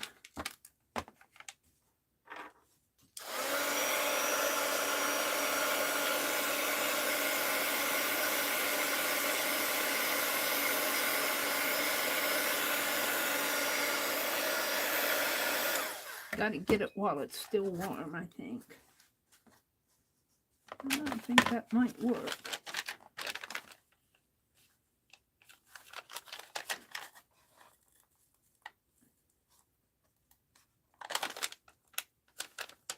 If I can just get in there and get it started without tearing it.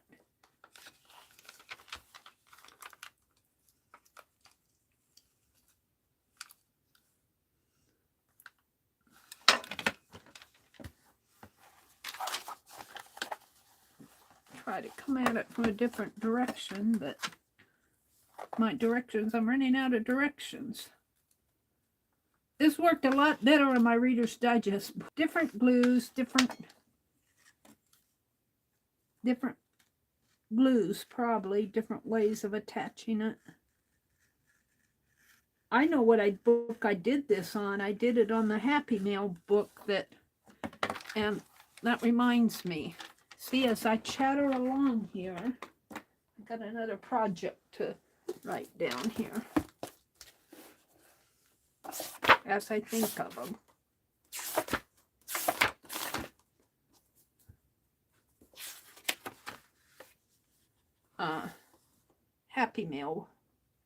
Happy Mail book, which is different than the Happy Mail ephemera. Happy Mail, this is Happy Mail that I get from other people. Happy Mail journal. Becky is doing one, and she sorted hers out. She sorted hers out by color of different pieces and did her Happy Mail. All her journal pages are Happy Mail that she's received from various people. Thank you, Cheryl. Wow, never had to deal with armadillos. I haven't either. Tulips and hyacinths and daffodils help to prevent some of the digging, maybe. Yeah, they might. The hyacinths and the daffodils. We've got hyacinths growing volunteer around here. Hyacinths and crocus grow volunteer in our yard every spring. We know it's spring when that crocus starts coming out. And oh, we got violets all over the place. My brother hates the violets. They actually crowd, they can crowd out your lawn if you let them. They're crowding out the hostas. And I tore a whole bunch out of our hostas this year. I hated to do it, but they were just taking over. They were crowding out the hostas. But I would see if maybe planting some marigolds would keep the armadillos out. I know they keep rabbits out. Rabbits hate marigolds. Or are supposed to. We have cats and dogs that kind of chase those rabbits away. We don't have much problems with rabbits, but we don't have many birds either. The cats get after the birds. I'm trying to come into here. The cats chase the birds away, I think. We get the big old crows. We'll get robins and blue jays. Those are those are big birds. They can take care of themselves. I very seldom see sparrows anymore. I don't know. I think we have too many cats running around, scared all of our birds away. Never see a hummingbird. Well, once I think I saw a hummingbird. Pigeons.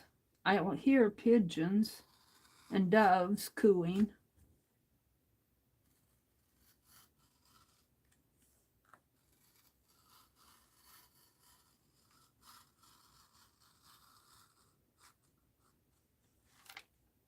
Well, I got that much of it, but I need to come in at a different direction here. I'm going to save this. I shouldn't be so picky at this. I should just get it done because I want to cover it and getting in here. Hold on, it's coming. Now, if I can just knead it down in the middle here. That's where it really is pasted, is in the center, it seems like. But see, I went clear under. This is white. I went clear under here. But I don't mind doing that because I'm going to cover it with fabric anyway. So I think this is a better deal here. Let's see if I can, maybe I'm on my way here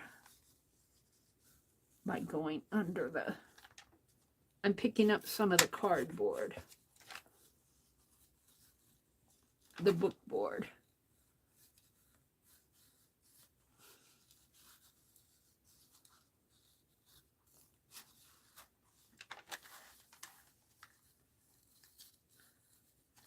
But that seems to work better.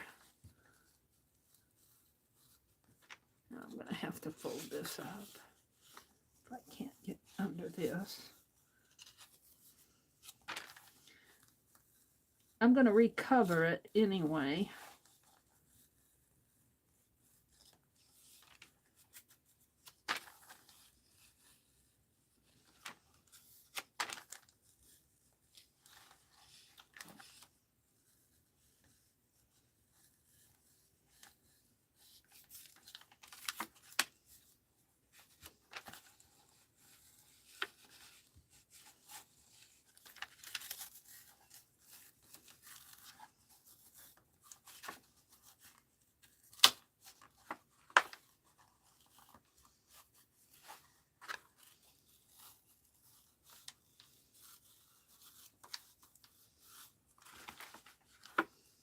That was the issue on the bottom. I wasn't getting under it enough. But see, that look is, it's still strong. I'm not peeling. I'm just getting some of the cardboard layer off.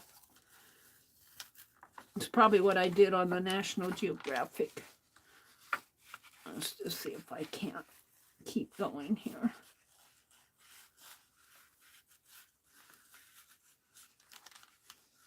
I'm right in here.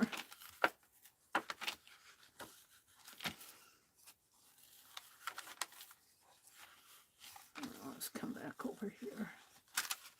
I might get this yet. I'm going to pop some popcorn and have it yet tonight. What time is it? It's almost 10. I can't eat anything. I can have a cup of coffee tomorrow. She said I could have a piece of toast, but I don't eat toast.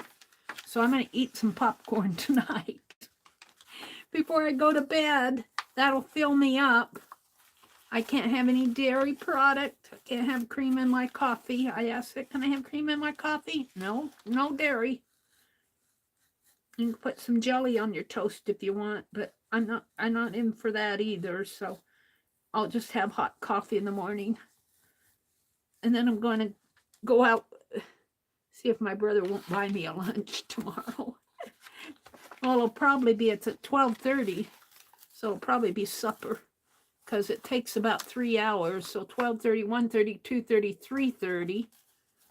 Yep, it'll be supper time by the time we get out of there. Out of town. Neither one of us will feel like cooking. it wears both of us out to go. Now, let's see if I can't. So I've got that much of it. I'll have to sand this down a little. I just got a little to go here, and I can take it off. I think I can rip this like this. No, I don't want to rip there because it's getting pretty thin in there. And that's all I got left is this. Okay, let's come this way.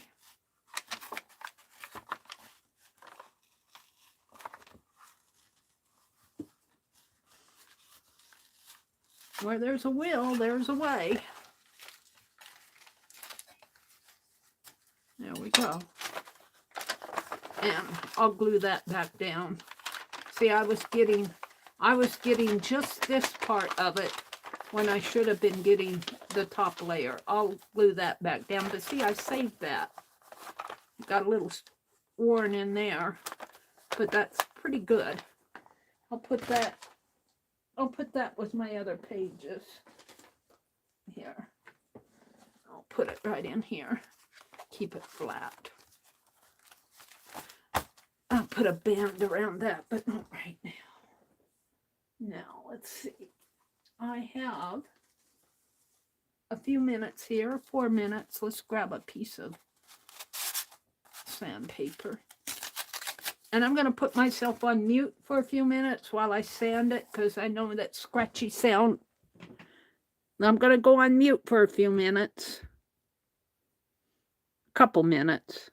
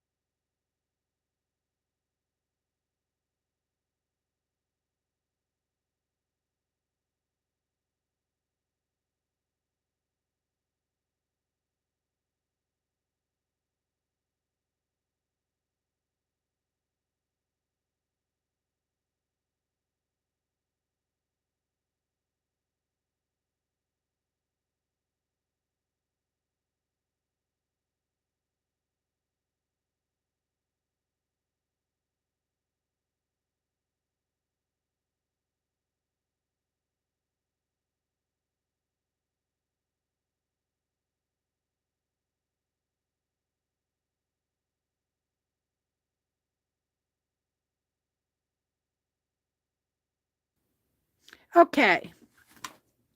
So I'm not going to do it now because it's time to leave. But I'm going to take some of that fabric, that striped fabric and cover this.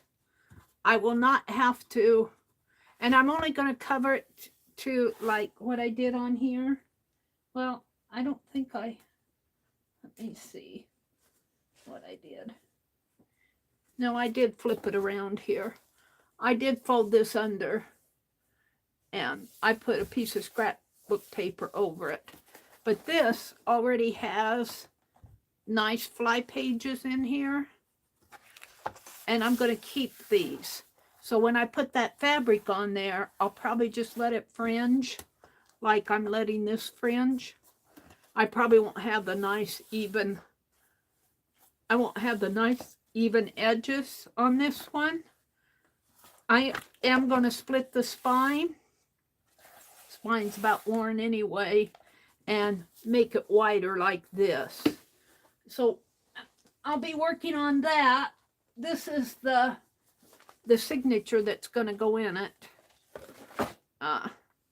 It would probably fit in there now, but it will alligator out. See, it's already, and by the time I put in paper dolls, it'll really alligator. So I'm going to split the spine and make it as wide as this one. This will be volume 1, and this will be volume 2. Just because Mitzi said I should. So we'll work on this probably Tuesday. I'd like to get it done this week so I can start making my ephemera and paper dolls, doing my December daily in December. I don't know. I would like to say that I'll have enough paper dolls to fit in every packet, but I'll probably put Christmas cards in there too. But the theme will be paper dolls, Christmas snowmen and angels and Santa Clauses and I don't know, a bird,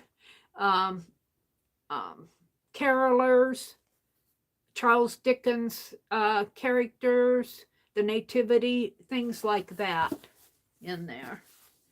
So what did I do tonight? I sketched a squirrel. I had a giveaway. I showed you my project bag, which I might use as my thumbnail. I sketched a squirrel. I don't even remember everything I did tonight. I never remember all my projects. Let me flip this over like this. By the time 10 o'clock rolls around, I'm brain dead. Good